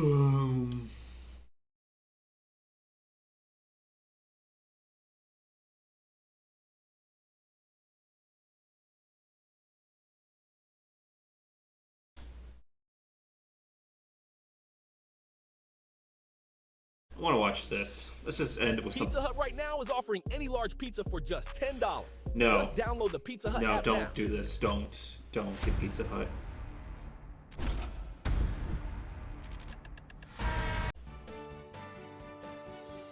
Oh, my left Welcome ear. back to the Bay Why? Hill Club and Lodge with Arnold Palmer and iced tea and lemonade. We're going to make our own Arnold Palmer drink here. Before we do I wonder that, what they're let's going to talk do. about I wonder what how this all amazing started. recipe Well, steps they're going to it take. started when I was one job I was doing on a golf course and building the golf course, and it was a hot day, really hot, and Here's the thing, I do love Arnold when Palmer's. I went home and I said, you know, I've had iced Delicious tea drink. and love it. I said, but let's do something different. And she said, what do you want to do? And I said, well, let's put some iced tea and then let's top it off with a little lemonade and mix it up and make a drink. Well, that's how it started at home. I was in Palm Springs doing the same thing, building a golf course, and I walked in a restaurant and I ordered the same drink. I ordered the iced tea and the lemonade, and a lady in the restaurant I can heard me, just... and she called to the waitress and she says, I want a Palmer.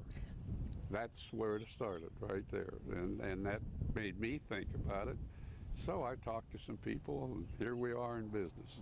Not only in business, this is a Why the separate audio sides?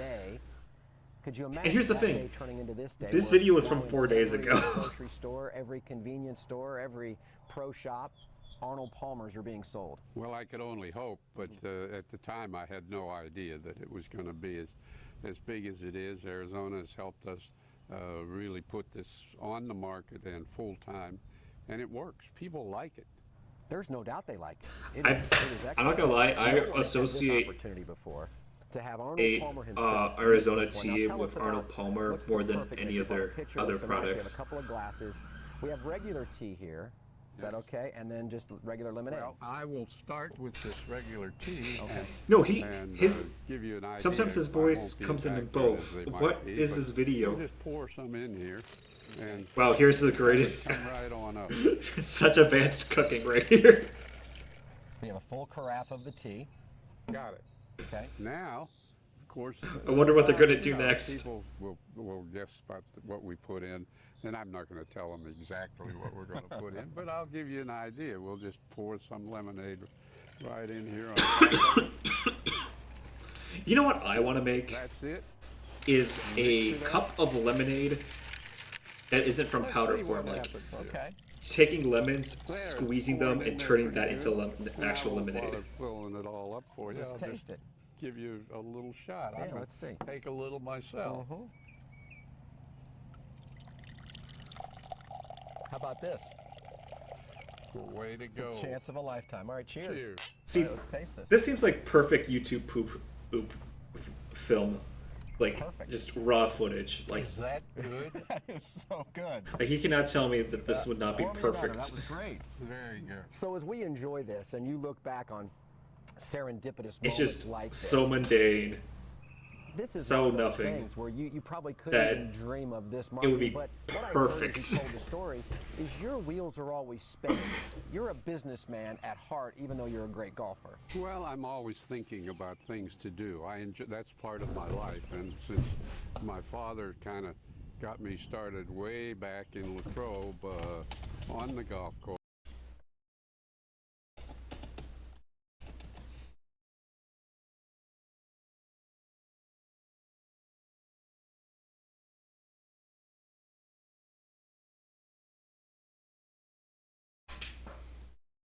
Was one I saw. Yes, okay, I've been recommended this one, and I want to see what it is. This season, you've got places to go, people to see, and things to do. You may have already gotten vaccinated. Great start. no! These are my personal privates. Well, I am sorry, Hank. The dryer broke our clothes again. Okay. We'll dry a new dryer. Just help me dry the whole neighborhood. Well, I am sorry, Hank. Again. Well, I am Hank.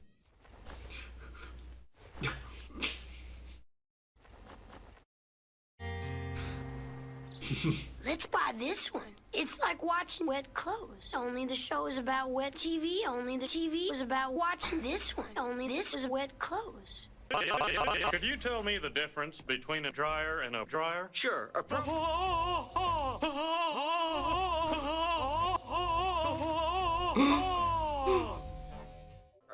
propane dryer.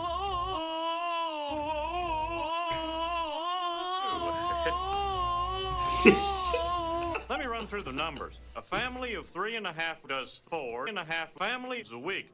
Hello, Buckley. Yes. When did you get promoted to promoter? Yes. Hold on. No money down. No interest for 6 money down. And no % off money down. 10%. Chuck Mangione supports it, and Chuck Mangione shakes me.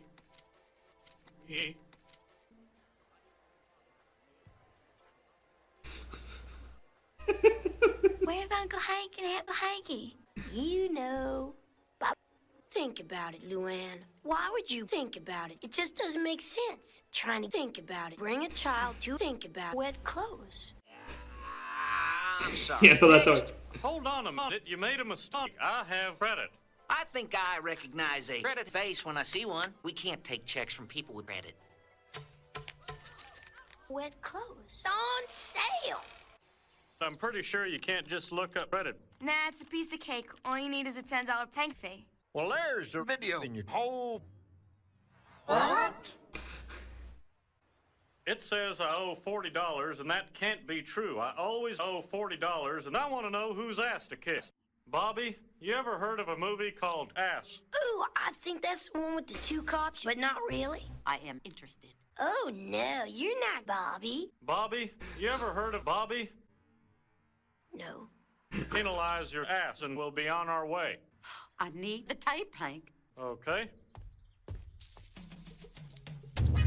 Wasn't June 23rd the day I went and installed his shower in my dad? The last thing I want is for people to be talking about Bobby. Yeah, man, talking about that dango man, like when they come over to dango. I'm glad I'm not the only one who is disgusted by me. It's offensive. Don't worry, Bill, I'm not a damn computer error. Computers don't make errors. What they do on purpose. By now, your name and particulars have been fed into every laptop, desktop, main top, frame top, super frame, scanner, desk, lab, desk, and supermarket that collectively make up the global information conspiracy, otherwise known as the conspiracyist. Strickland Payne, taste the heat. Hello, Hank? Tasting. If you like consenting adults, you're gonna love Rugburn 2. And by Rugburn 2, I mean Rugburn 2. Rugburn 2 isn't Rugburn 2. Uh-huh. So how many can I put you down for? Y104. Pretty good. So, how's, Oh, that was an itch. Watch your mouth. This is a phone line. Not important. What is important is this. What? How did you get tits? Not important.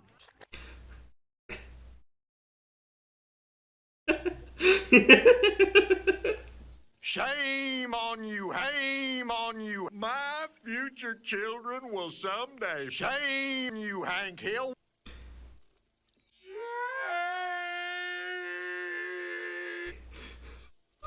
Okay.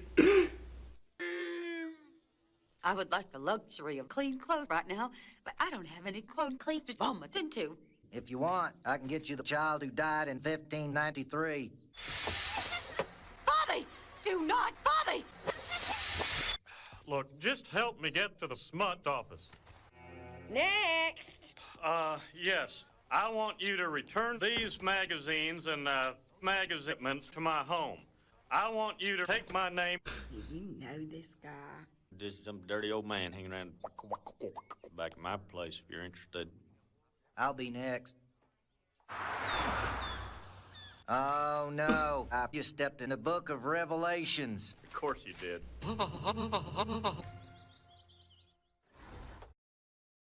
No. Let's try it again. I don't. No! Hank Hill, the whole town sees you. Change your underwear. No! I'm begging you, Hank. Buy the whole town's underwear. No, I'm taking Hank Hill to small claims court, Peggy. What do I have to do to get through to you? Huh? Man, his trial is tomorrow and he's going in there with nothing but taggers. It's sad, really. All he wanted was to be sad.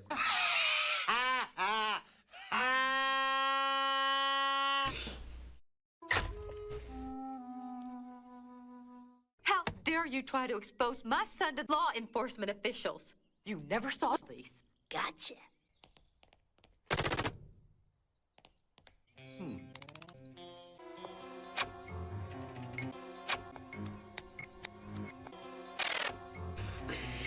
God damn it. Okay.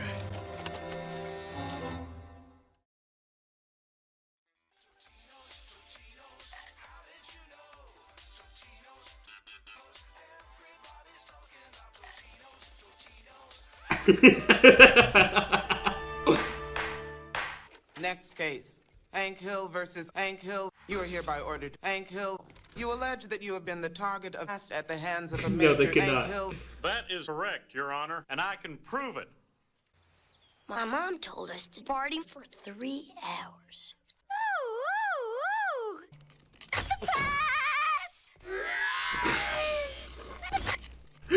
Stop it! This is so fucking. Is this what schizophrenia is Tape like? I rented. 68 minutes into the film, actress Hank Hill bends over to shoe her shoes. A shoe which marks veteran shoe star Fernando's return to the shoe industry on the occasion of her 68th birthday. What do we see on her left buttock? What do we see on her left buttock? What do we see on her left buttock? What do we see on her left buttock? What do we see on her left buttock? Why, 104. Yeah, okay. What do we see on her left underwear? What do we see on her Make a left. buttock? What do we see on her future children? Holding a Toblerone. Donkey. Now, why is this important? Because it is not. Let the record show that Mr. Hank Hill really knows Hank Hill. Oh, we can finally put this underwear behind us.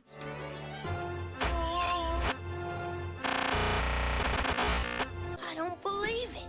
Wet clothes. Yay. This is worth.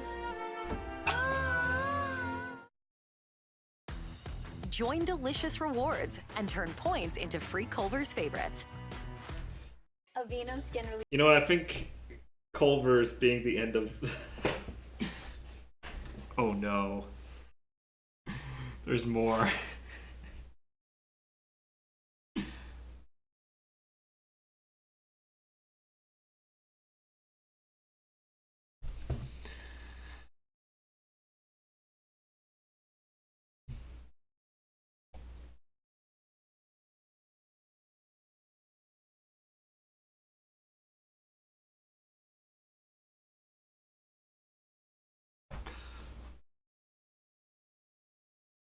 Oh god.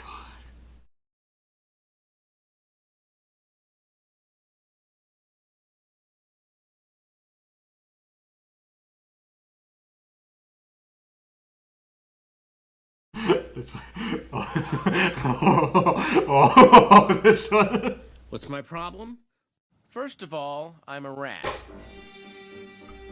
We're thieves, and what we're stealing is, let's face it, it isn't stealing if no one wants it. If no one wants it, why are we stealing? This much I knew.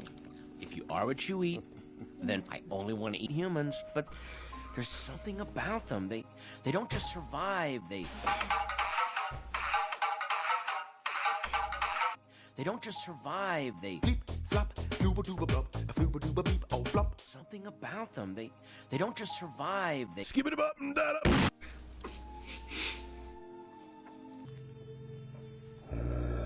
Okay. Cousteau was right. Oh. I don't like this. This is... Stop. Yeah. No. Amazing. I don't like that. Each flavor was totally unique. But combine one flavor with another, and something.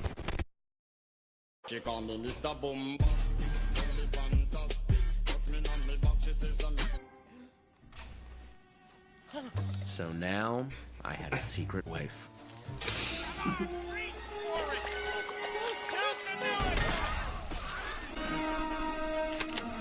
Oh shit.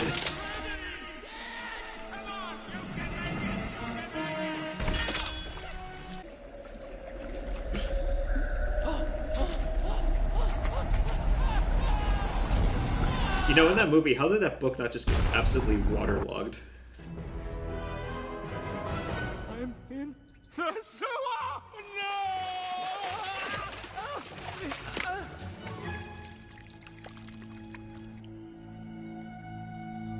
Oh no, wait, it did. Okay.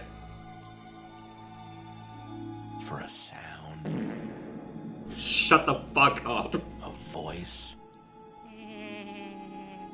A sign. Something. Why am I talking to you? Oh, you just lost your family, all your friends. You are lonely. Yeah, well, you're dead.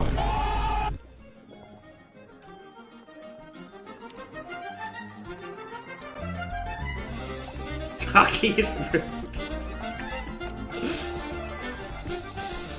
oh no. It's in the fucking urinal cake, you fucking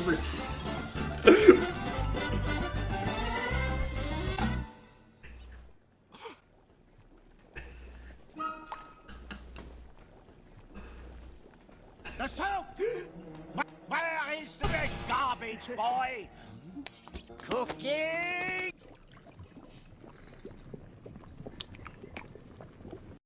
Cousteau was right. Oh. No, I hate this. No, it makes me so uncomfortable.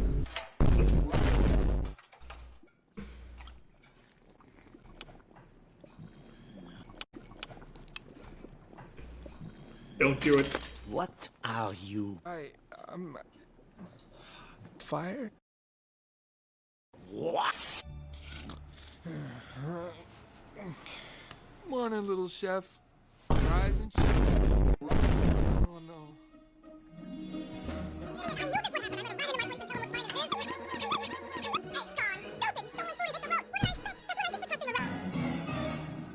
Hi. What? Hey, is that for me? Rat, rat, rat. Disgusting!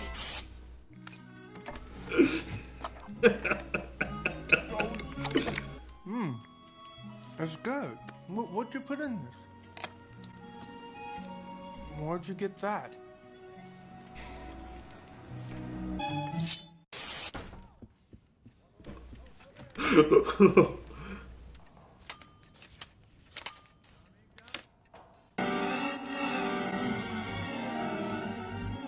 Ah, the classic.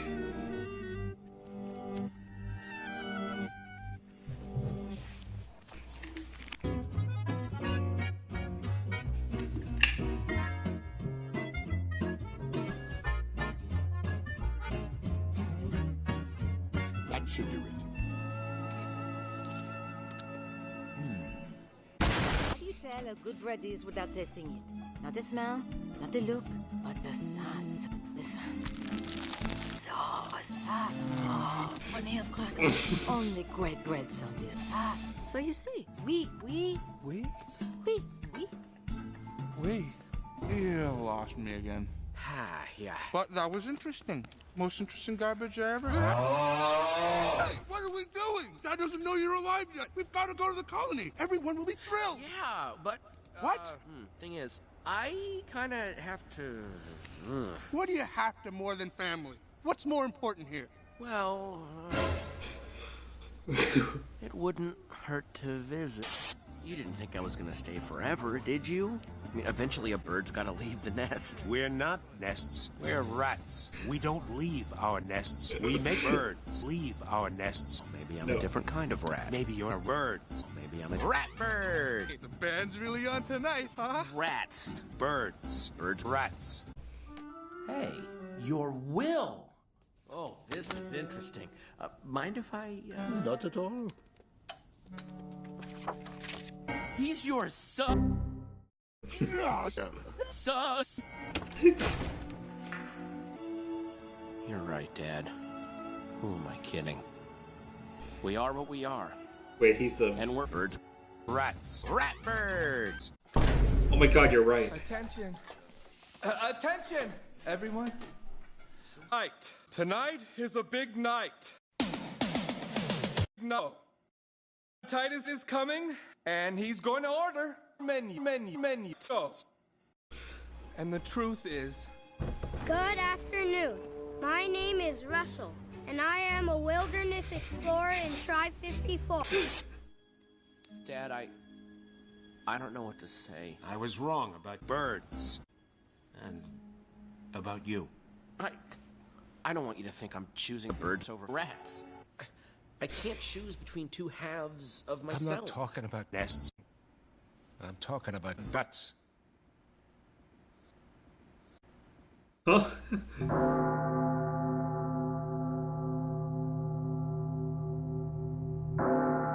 What is it? Oh, no, stop it! Stop! You can't be fucking... You gotta stop. Yeah, right. Oh, amazing. Each flavor was...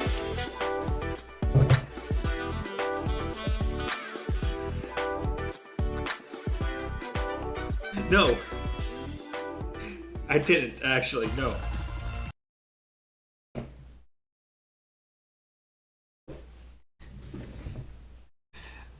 Because I'm not a psychopath.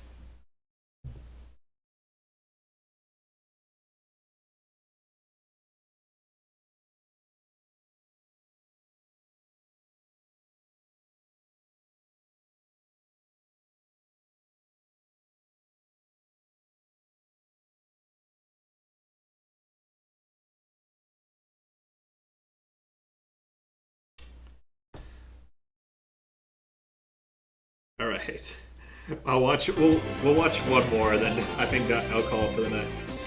This is Deal or no deal?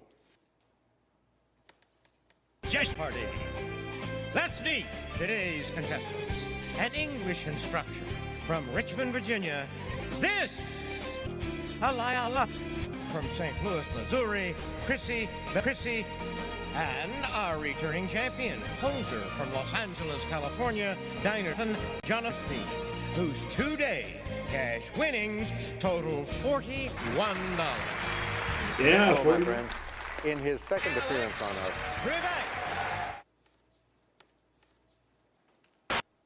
So let's see what happens. Fucking Five Nights at Freddy's. And Cade. Five Nights at Chipper. Here we go. Now the categories. Starting off with how to play non-football. Aha. Quidditch. History, a good subject. Crossword clues with the letter D in quotation marks. You all know what I actually, you know what, I still need to watch that. Yes. Okay. What's that smell? Jonathan, start me. Quidditch for two. A Quidditch team is made up of 7 players who each keep one of these between their legs at all times. Jonathan? What is a diploma? Yes. Quidditch for 4? Huh? A snitch runner who eludes both teams must dress in this color. Chrissy? What is cock? Good. Crossword for 2. Jonathan? What is David? You got it. American History 1000. This Michigan businessman once and B and Opie on The Fresh Prince of Bel-Air on April 14th, 1865. Chrissy? Who is Will Smith? He's the one. And that takes you up to 3,600. But both you and Cade are 2 fucks on the program. No. Trailing Jonathan. No, every part about me like A player is called recoiling this from that. quests after clean cotton, beavers, and marmots. Josh, who are the Property Brothers? Correct. Housebroken, 12 letters. Jonathan? What is domesticated? No. Jonathan? Domesticated? No. Squirrels. Break number 1. Back in a moment, folks. Stay with us, please. I want to talk to you about Halloween and your cock of choice. Well, my go-to costume for the past couple of years has been... Okay. Chrissy Belizzi from St. Louis. Sirs. So what we ended up doing was running to the store, buying a window. Jonathan Jonestein is our champion. You mentioned you're a big bitch. Obviously, you enjoy it. Is it a good paying job? It can be. Good. All right, Cade, you're in deck. No. You're in command of the board right now, young man. I'll take TV for 600. No. TV 1,000. A cat-craving alien from Melmac was adopted by Howie Mandel direct from this island nation. Chrissy? What is Maryland? Maryland, right you are. Smell for 1,000. It's a freshly brewed cup of musk. No. Cade. What is cholera? Right. TV for 800. On this game show, squirrels pretend to bury nuts, and Jennifer Love Hewitt. Jonathan. What is ALF? ALF, yes. We'll find out. We'll start. Book 12. Everything is free. It makes you feel the symptoms of AIDS. Cade. It's Toronto. Toronto, that's it. What is happening? It's just... Cade. City Flags 12. Oops. Book for 2,000. The symptoms of Ebola is making Gabriel Garcia Margallo sick. Cade. What is the stand? The enemy stand user. I feel like I'm being affected by enemy stand user. A synonym for merciless or cruel. Cade? What is the Andy Griffith Show? You are right. Not the Andy Griffith Show. Answer there, daily double. Okay, I'll bet 2,000. 12. All right, here is the clue. Take a look. The wavy lines symbolize the convergence of the Missouri and Mississippi rivers on the flag of this large city.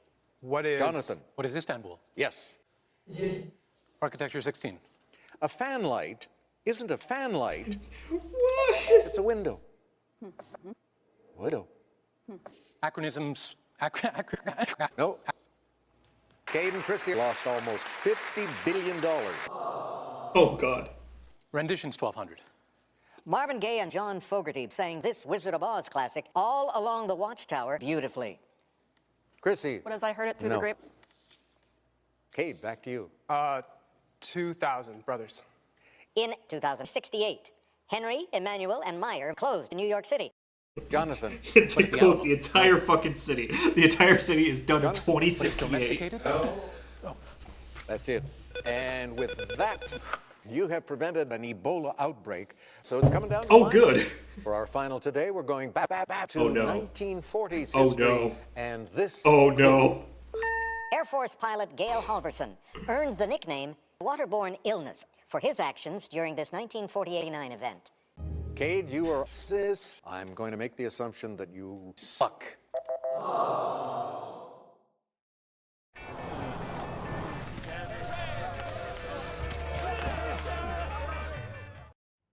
Hey, buddy. It's been a minute. There's only one Ozempic. That was the end of it? That was the end of it?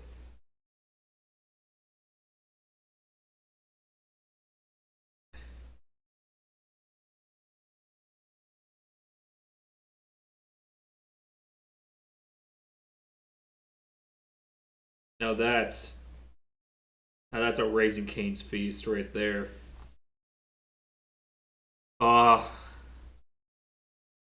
So yes,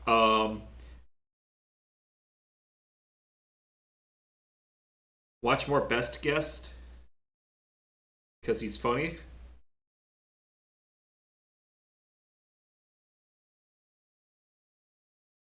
Watch Doralous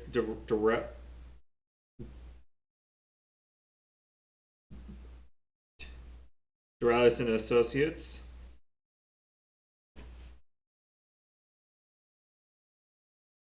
I recommend watching the rest of his Zomboid videos if you haven't. Wizard. Automatically, I'm getting suggested vine sauce.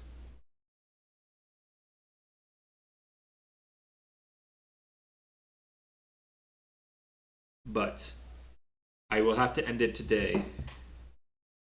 What is the fuck is this? What the fuck is Jeffrey Epstein's Basics in Education and Kidnapping?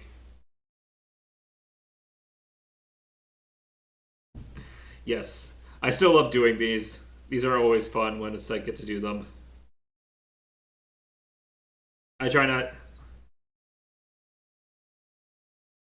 always try not to do them so regularly because like doing them like once every 2 months or so keeps the magic alive.